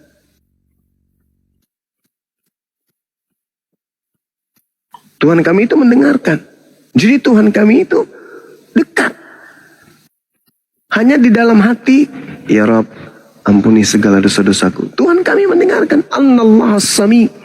Sesungguhnya Allah itu maha mendengar. Jadi kami tidak perlu menuju ke satu tempat untuk melihat Tuhan kami di situ. Enggak. Tetapi cukup berbisik, kami sudah tahu Allah itu maha melihat, Allah itu maha mendengar. Maka kami hanya berdoa dimanapun kami berada.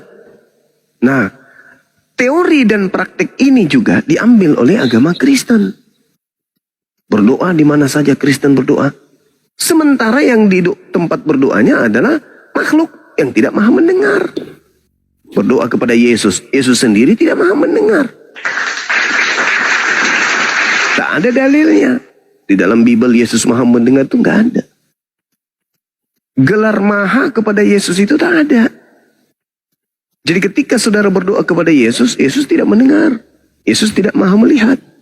Sedangkan Tuhan yang benar adalah maha melihat, maha mendengar. Karena dia maha melihat, karena dia maha mendengar, tak elok dia turun ke bumi menjadi makhluk. Buat apa? Kalau saya ingin mengetahui tentang kota Dumai, maka apa yang saya lakukan? Saya berangkat ke Dumai. Karena kalau saya tidak berangkat ke Dumai, saya tidak tahu. Dan saya tidak bisa melihat. Maka untuk melihatnya saya berangkat ke Dumai. Kulihatlah di Dumai ini kota yang indah. Nah, sedangkan pencipta langit dan bumi, untuk apa dia ke Dumai? Toh dia maha melihat. Dia maha mendengar. Dia maha mengetahui. Tidak perlu dia ke bumi. Gitu. Jadi kalau ada Tuhan di tengah raya turun ke bumi, itu pagan itu. Itu inazan, itu berhala. Nah, lagi-lagi saudara, pernyataan saya ini tidak memihak kepada satu sisi. Tapi keberpihakan rangkaian daripada kalimat saya ini, itu klop dengan pernyataan Yesus. Yesus ketika turun di bumi, aku tidak dapat berbuat apa-apa dari diriku sendiri. Nah, terbukti. Dipaksa seperti apapun, dia tetap bukan Tuhan. Bapakku lebih besar daripada aku. Nah, terbukti. Mau seperti apapun narasi yang kita bangun, kalau tidak didasari oleh intelijensi kita, Yesus tidak akan sampai kepada ketuhanan. Apa buktinya? Ya dia manusia. Sebagai manusia, untuk mengetahui hal yang jauh dari dirinya, dia harus mencari. Untuk mendengarkan yang jauh dari dirinya, dia harus kemudian mendekat. Dia butuh kuping untuk mendengar. Dia butuh mata untuk melihat. Itulah Yesus, manusia. Itu bukan sifat Tuhan, itu sifat manusia. Adapun kemampuan-kemampuan yang dimiliki Yesus, itu karena dia manusia suci, dia nabi, dia rasul.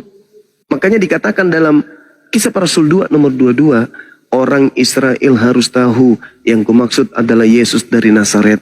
Orang yang ditentukan oleh Tuhan untuk melakukan tanda-tanda, mujizat, kekuatan yang dilakukan oleh Tuhan melalui perantaraan Yesus. Tuh. Berarti kesaktian Yesus itu nampak nyata karena dia adalah utusan Tuhan. Tuhan melakukan mukjizat, kekuatan yang dahsyat melalui utusannya Yesus. Maka Yesus mengatakan, aku tidak dapat berbuat apa-apa dari diriku sendiri. Yohanes 5 nomor 30. Itu cerminan, Bung.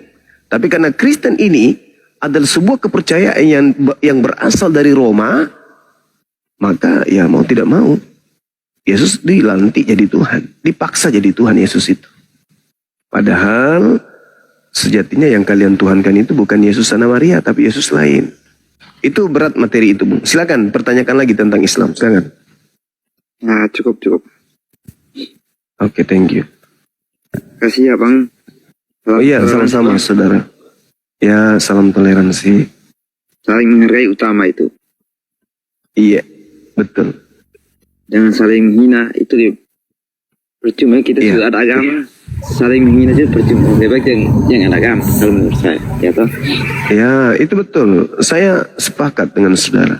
Tapi ingat, Bung. Menyatukan, saling menghina itu tidak baik itu. Kalau ya, itu betul, saudara. Dapat boleh. Ya, itu betul. Tapi di Islam tidak terikat dengan item itu. Di Islam tidak mengizinkan kezaliman. Islam tidak mengizinkan kemudian kebatilan. Jadi kalau di Islam itu ada yang batil harus diperingatkan. Ada yang zalim harus ditindas. Dalam hal apa? Sama seperti ketika Anda dalam satu tubuh. Tubuh Anda ada kanker. Apakah Anda ingin membiarkan kanker itu? Tidak. Pasti Anda operasi. Kenapa dioperasi? Supaya tidak kemudian menular ke tubuh Anda yang lain. Jadi kalau ada kezaliman, jangan dikasihi. Kezaliman itu harus kemudian diredam. Itu di Islam, Bung. Makanya Indonesia ini merdeka karena mayoritas Islam. Di mana mayoritas Islam diajarkan untuk memerangi yang disebut kebatilan, memerangi kezaliman. Kami tidak mengasihi kezaliman. Tidak ada kata yes, rangkulan, pelukan dengan kebatilan. Tidak, Islam tidak kenal itu. Nabi kami tegas, maka kami pun tegas. Kami umatnya tegas. Tegas kepada kezaliman, tegas kepada kebatilan. Kami tidak ada tawar-menawar terhadap kezaliman. Jadi maaf kata, kalau ada orang yang ingin toleransi, kamilah orangnya. Kalau Anda ada orang yang ingin kemudian mengambil hak kami, kamilah orangnya. Kalau ada orang yang ingin mencoba untuk menelaah keyakinan kami, kamilah orangnya. Tapi ingat, bagi kami, keyakinan adalah yang utama. Kami tidak ingin berkongko-kongko kepada kesesatan. Sesat, sesat. Batil, batil. Wa qulil haqqu mir rabbikum. Kebenaran sudah dipaparkan oleh alam semesta ini. Pencipta langit dan bumi sudah memaparkan kebenaran. Kalau Anda mau pilih kufur, silakan kufur. Anda pilih beriman, silakan beriman. Tetapi ketika Anda kufur, mencoba untuk mengkufurkan yang lain, mengajak untuk kufur yang lain, tunggu dulu. Tunggu dulu. Islam tidak ada toleransi terhadap kesesatan. Islam tak ada toleransi kepada kebatilan. Selama kebatilan ini masih bisa disampaikan, masih bisa diselesaikan dengan cara yang baik, kita selesaikan dengan cara yang baik. Tapi kalau kebatilan itu sudah mengerikan, maka yang ada hanya kata jihad. Seperti itu, saudara. Anda akan mengeluarkan duit sampai miliaran demi untuk membunuh kuman kanker yang ada pada tubuh Anda. Itulah konsep agama Islam. Makanya orang yang pernah bentrok dengan umat Islam pasti sadar, oh, ini Islam nggak bisa dipandang sepele. Ya memang kayak gitu. Memang kayak begitu. Islam nggak bisa. Islam itu tidak toleransi kepada kebatilan. Kalau saudara kan beda. Saudara itu kasihilah musuhmu. Oh, kami nggak bisa. Kami nggak bisa mengasihi musuh. Yang namanya musuh harus diperangi. Gitu, saudara. Makanya umat Islam itu sebisa mungkin tidak memiliki musuh. Kalau ada musuh berarti orang itu jahat berarti. Orang itu berarti jahat, saudara.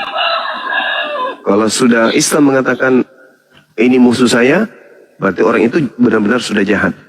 Kami umat Islam tidak memandang Kristen ini musuh, enggak. Kami tidak memandang kalian itu musuh kami, enggak. Selama kalian tidak memerangi kami, ya, terang-terang memerangi kami, menyerang kami, kalian saudara kami. Haram hukumnya kami nyakiti kalian. Itu kata Rasulullah. Tidak mencium, jangankan masuk surga, mencium bau surga aja itu haram. Kalau ada orang Islam yang menyakiti orang Kristen yang tidak memerangi Islam, haram hukumnya. Itu kaidah dalam Islam. Tapi sebaliknya, kalau ada orang Islam diserang akidahnya, ya, diperangi kemudian agamanya, diam saja, ya lebih baik dia beli kain kafan, bungkus dirinya dan mati. Itu di Islam itu gitu. Jadi kalau saudara-saudara Kristen yang ada di Indonesia bukan musuh kami, bukan. Sama seperti ketika Nabi Muhammad menjadi seorang presiden, menjadi seorang raja, orang-orang Yahudi, orang-orang Nasrani yang hidup di bawah naungan kepemimpinannya, itu adem, hidup damai. Cuman di antara mereka ada yang sering kemudian melanggar perjanjian. Mereka inilah yang kemudian diperangi karena melanggar perjanjian damai. Begitu, saudara. Jadi saudara-saudara Kristen kami yang hidup berdampingan dengan kami bukan musuh kami.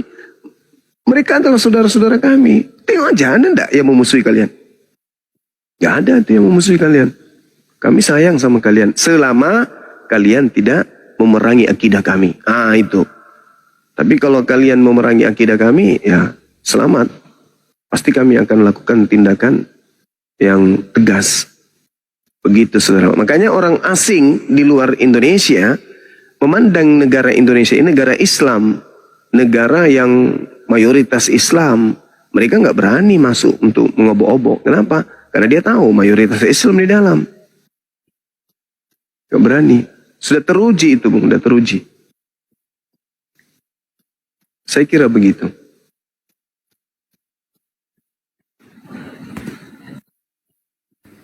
Assalamualaikum Kang Dito. Waalaikumsalam warahmatullahi wabarakatuh. Waalaikumsalam warahmatullahi wabarakatuh. Assalamualaikum Gurunda, Fandi semuanya. Waalaikumsalam warahmatullahi wabarakatuh. Tadi tiba-tiba hilang, kaget saya. Lanjut Gurunda. Ya, Kakak Polos silakan. Tanya lagi lah Kakak Polos. Cukup. Ya, jangan turun dulu ya, di sini aja ya sambil belajar ya Kakak Polos ya. Oke, siap. Nah, di mute aja, di mute. Ini ada tulisan Cina, ini siapa namanya ini? Selamat malam. Yang dibawa mengatakan Islam agama intoleran. Kalau Islam itu agama intoleran, saudara, kita lihat dari awal. Gereja-gereja penjajah Belanda masih ada sampai hari ini. Di kota saya masih berdiri dengan kokoh. Umat Islam pada saat mengusir Belanda, umat Islam melindungi rumah ibadah. Dalam Islam haram hukumnya merusak rumah ibadah. Dalam Islam pada saat perang haram hukumnya membunuh anak-anak kecil, pendeta, pastor. Itu nggak boleh.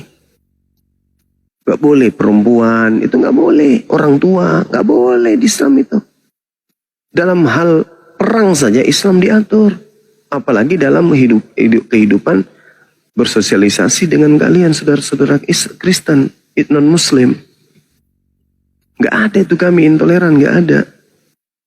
Ya kita tidak tahu ya kalau kalian yang mayoritas.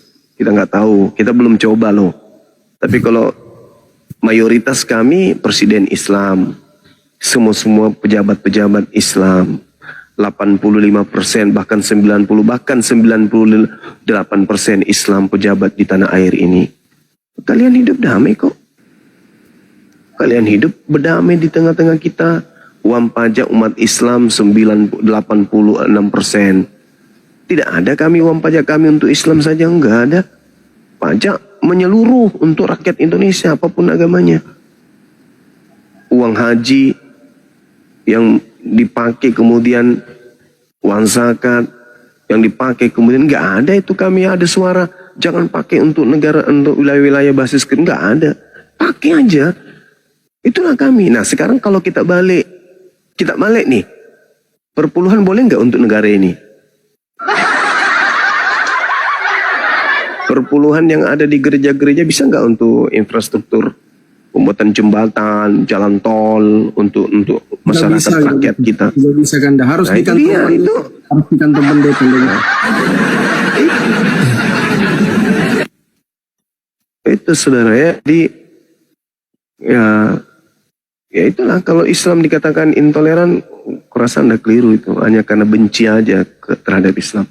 Mungkin bencinya karena kami mayoritas. Nah sekarang pernah nggak kita rasakan negara ini Kristennya yang mayoritas? Kan belum pernah.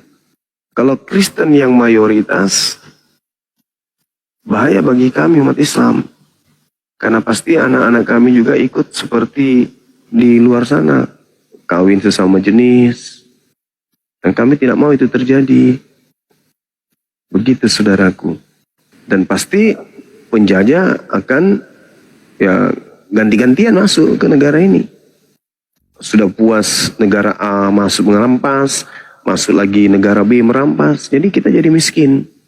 Kenapa miskin? Karena agama Kristen ini diajarkan mengasihi musuh. Ya, jadi kalau datang semua musuh mengambil, merampas semua harta yang ada di Indonesia ini ya, orang Kristen siapkan makanan, minuman. Ketika lu mau datang ngapain? Aku mau ambil emas, aku mau ambil semua isi Indonesia. Kristen karena menganut ajaran kasih, ya silakan ambil aja, ambil aja, angkat muami, aleng asmi balala. Itu yang tertulis, itu yang ada. Kalau Islam enggak bisa. Makanya orang luar Indonesia itu takut masuk ke sini untuk menjajah lagi karena dia tahu wah Islam bahaya sana. TNI dan Islam yang disegani di Nusantara ini. Begitu saudara. Ya begitu juga Polri. segani. Kalau agama lain ikut aja, ikut. Contoh misalnya nih ya, mohon maaf, ada Belanda datang untuk yang kedua kalinya kembali menjajah. Kira-kira apa yang Kristen lakukan? Ya mengasihi musuh. Apa itu kira-kira mengasihi musuh? Dibikinkan kopi sama teh sama Ya biskuit. iya. Iya. Kalau di Islam enggak. Jangan coba-coba nyentuh sehelai bulu pun kau nggak diizinkan untuk nyentuh. Itulah hebatnya Islam itu di situ. Kalau misalnya ada penjajah nih di luar Indonesia masuk ke Indonesia melakukan pemberontakan di satu wilayah dan yang menjadi korban di situ adalah non-Muslim, maka seluruh Indonesia umat Islam pasti akan turun membela saudaranya meskipun beda akidah. Itu. Misalnya nih, orang tiba-tiba penjajah dari negara lain masuk ke Manado, mengobrak-abrik Manado, yang mayoritas Kristen. Seluruh Indonesia umat Islamnya, saya katakan akan turun membumi hanguskan orang yang datang mengganggu saudara-saudara kami yang Kristen di sana. Saya pastikan itu. Jangan sebut nama saya Zuma kalau tidak. Saya pastikan. Nah, bagaimana sebaliknya?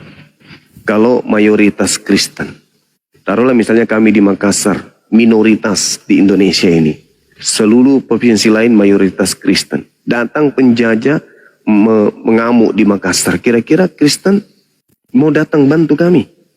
Hah? Gak mungkin saudara, karena mengasihi musuh. Betul. Dibunuh 30 orang Makassar misalnya sama penjajah, paling bilang ambek mau bunuh semua ambil pale kalau kau mau saya kasihi kau aleng asem balala. Itu yang terjadi. Karena musuh dikasihi, bagaimana mau diperangi? Nggak boleh. Nah itulah makanya manfaatnya, faedahnya kami yang mayoritas. Karena ketika kalian ada yang ganggu, kami yang mati duluan. Karena kami agama jihad. Begitu saudaraku. Berbahagialah kalian yang hidup berdampingan dengan Islam yang mayoritas ini. Karena Anda akan mendapatkan perlindungan aman sentosa. Tidak ada yang berani mengganggu. Kalaupun ada yang berani ganggu, kami mati duluan. Itu pasti itu. Karena itu kaidah dalam agama kami. Dari sejak Nabi Muhammad menanamkan itu. Saya kira begitu barangkali ya teman-teman. Kalau sudah tak ada lagi pertanyaan. Silakan yang lain, yang naik ini ada yang Kristen? Iya, ini disapa dulu Bang Pandi. Iya, yang dua Niko sama bahasa Mandarin ini. Iya. Ulat bulu. Ulat bulu. Ulat bulu lagi. Si Putra, Ya, si disapa Putra. dulu ya. Niko sama si Putra. Malam. Ya, disapa dulu Kang Dito. Niko. Putra Islam. Niko lagi, Niko. Ngomong Niko. Niko monitor. Oke, Muslim juga kali. Silakan Bang Kapolos, silakan. Cukup. Oh. Iya, begini Kakak Polos, jangan sampai teman-teman Kristen itu bangun rumah ibadah, mau bikin rumah ibadah, nggak ada izinnya, tiba-tiba mau adakan peribadatan di situ. Nah, itu juga tidak boleh, itu mafia, itu namanya gangster. Sama gangster. Saya juga heran nengok mereka ini Bang Zuma. Mereka mengatakan intoleran. Kalian paham gak saudara-saudaraku Kristen? Hanya ada di Indonesia ini kalian bisa dapat hari libur ya, hari Paskah, Natal, dan selainnya. Isa Al-Masih ataupun kebangkitan Yesus itu cuma di Indonesia. Coba kalian ke Eropa sana. Coba kalian ke Eropa, kalian survei, ada nggak di situ hari libur untuk Ramadan? Tidak ada. Pakai otak kalian, kontribusi kalian tidak ada di Indonesia ini. Beleng-beleng. Bahkan nggak usah kejauhan Bang Kaisar. Rumah kok. Hari Jumat itu adalah ibadah global kita di masjid. Minggu saudara kita punya Kristen punya hari. Kita diliburkan di hari Minggu. Kenapa kita nggak minta hari Jumat? Karena kita toleransi. Betul. Iya. Coba lihat buktinya di pesantren-pesantren. Liburnya kapan? Hari Jumat. Hari Minggu itu adalah hari sekolah di pesantren itu. Jumat baru libur. Nah, harusnya pemerintahan yang ada di Nusantara ini kan mayoritas Islam. Kalau tidak toleransi ya, maka kita rubah dong. Hari Jumat dong liburnya. Kita mau happy-happy sebelum Jumatan. Tapi tidak. Kita ke hari Minggu. Kita menghargai kalian minoritas. Kita memanjakan kalian. Tapi sudah kayak gitu, dibilangnya kita ini intoleran. Ada lagi yang mengetik di bawah bom Bali. Bom Bali itu berapa korban?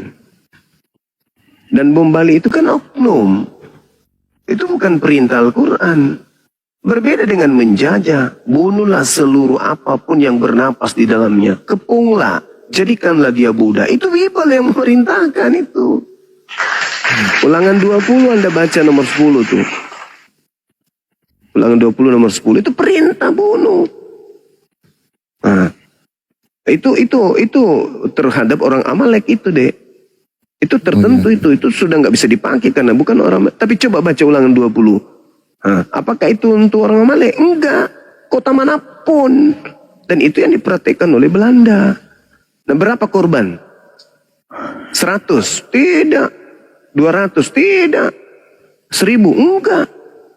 10.000? Enggak. 100.000? Enggak. Jutaan korban. Bom cuman kayak kentut meledak di Bali itu aja ya terus kau ingat. Di Makassar ini satu lubang 40.000 jiwa. Ngerti nggak 40.000 jiwa itu? Berapa manusia itu kalau 40.000 jiwa? Hah?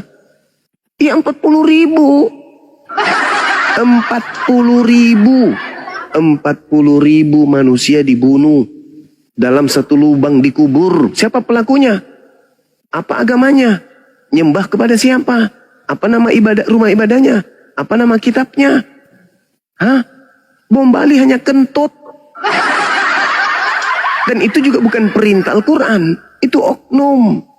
Tak ada, coba kau tunjukkan di dalam kitab suci Al-Quran. Mana bunuhlah, bomlah, mana ada nggak? Justru siapa yang membunuh satu manusia dengan alasan yang tidak dibenarkan menurut Al-Quran, maka dia sama halnya membunuh seluruh umat manusia di bumi. Gila nggak tuh Quran tuh? Luar biasanya tuh. Nah kalau di kitab saudara, coba baca Ulangan 20, nomor 10 dan seterusnya. Apabila kamu mendekati sebuah kota untuk kau perangi, ajaklah berdamai penduduknya. Kalau kamu diterima untuk berdamai, apa perintahnya? Jadikanlah mereka budak. Tawarkan perdamaian kepadanya. Nomor 11, apabila kota itu menerima tawaran perdamaian itu dan dibukanya pintu gerbang bagimu, maka haruslah semua orang yang terdapat di situ melakukan pekerjaan rodi bagimu dan menjadi hamba budak bagimu. Nomor 12. Tetapi apabila kota itu tidak mau berdamai dengan engkau, melainkan mengadakan apa itu? Mengadakan pertempuran melawan engkau, maka haruslah engkau mengepungnya. Selanjutnya, dan setelah Tuhan Elohimmu menyerahkannya ke dalam tanganmu, maka haruslah engkau apa itu? Haruslah engkau apa? Menggelitik seluruh penduduknya yang laki-laki dengan mata pedang. Ini dalil ini. Ini yang diperhatikan Belanda. Di kota saya Makassar, satu kubur 40.000 jiwa. Bom Bali kemarin berapa jiwa? Itu pun tak ada perintah dari Quran. Tapi kalau yang 40.000 jiwa ini memang perintah. Kalau kau tidak mau jadi budak, kau tidak mau kerja rodi, kubunuh kau semua. Ya orang Makassar tidak mau diperbudak sama penjajah. Maka mereka dibunuh 40.000. La haula wala quwata illa billah. Itu yang satu kubur.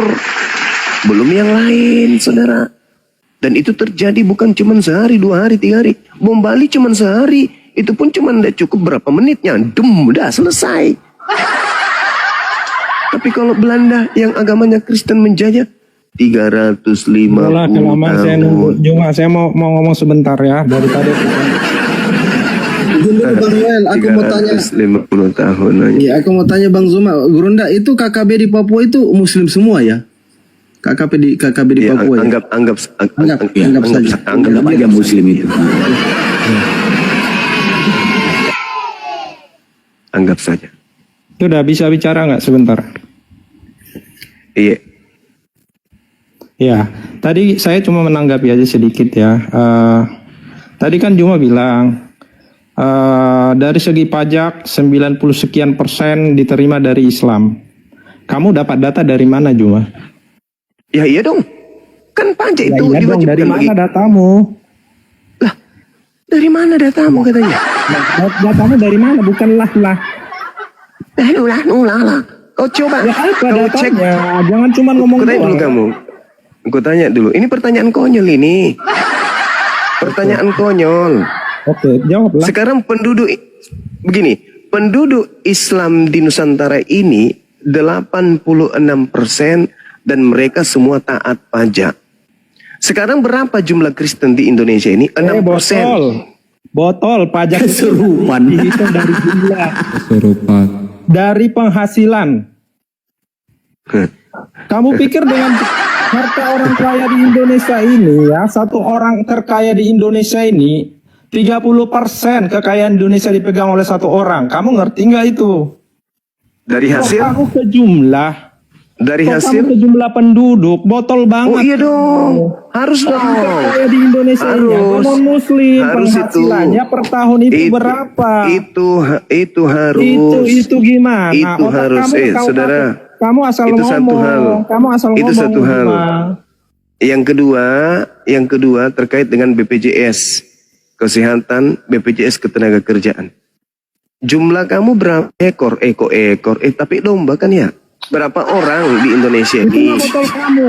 Kok penghasilan kamu hitung berdasarkan jumlah orangnya. Kamu ngerti BPJS, penghasilan?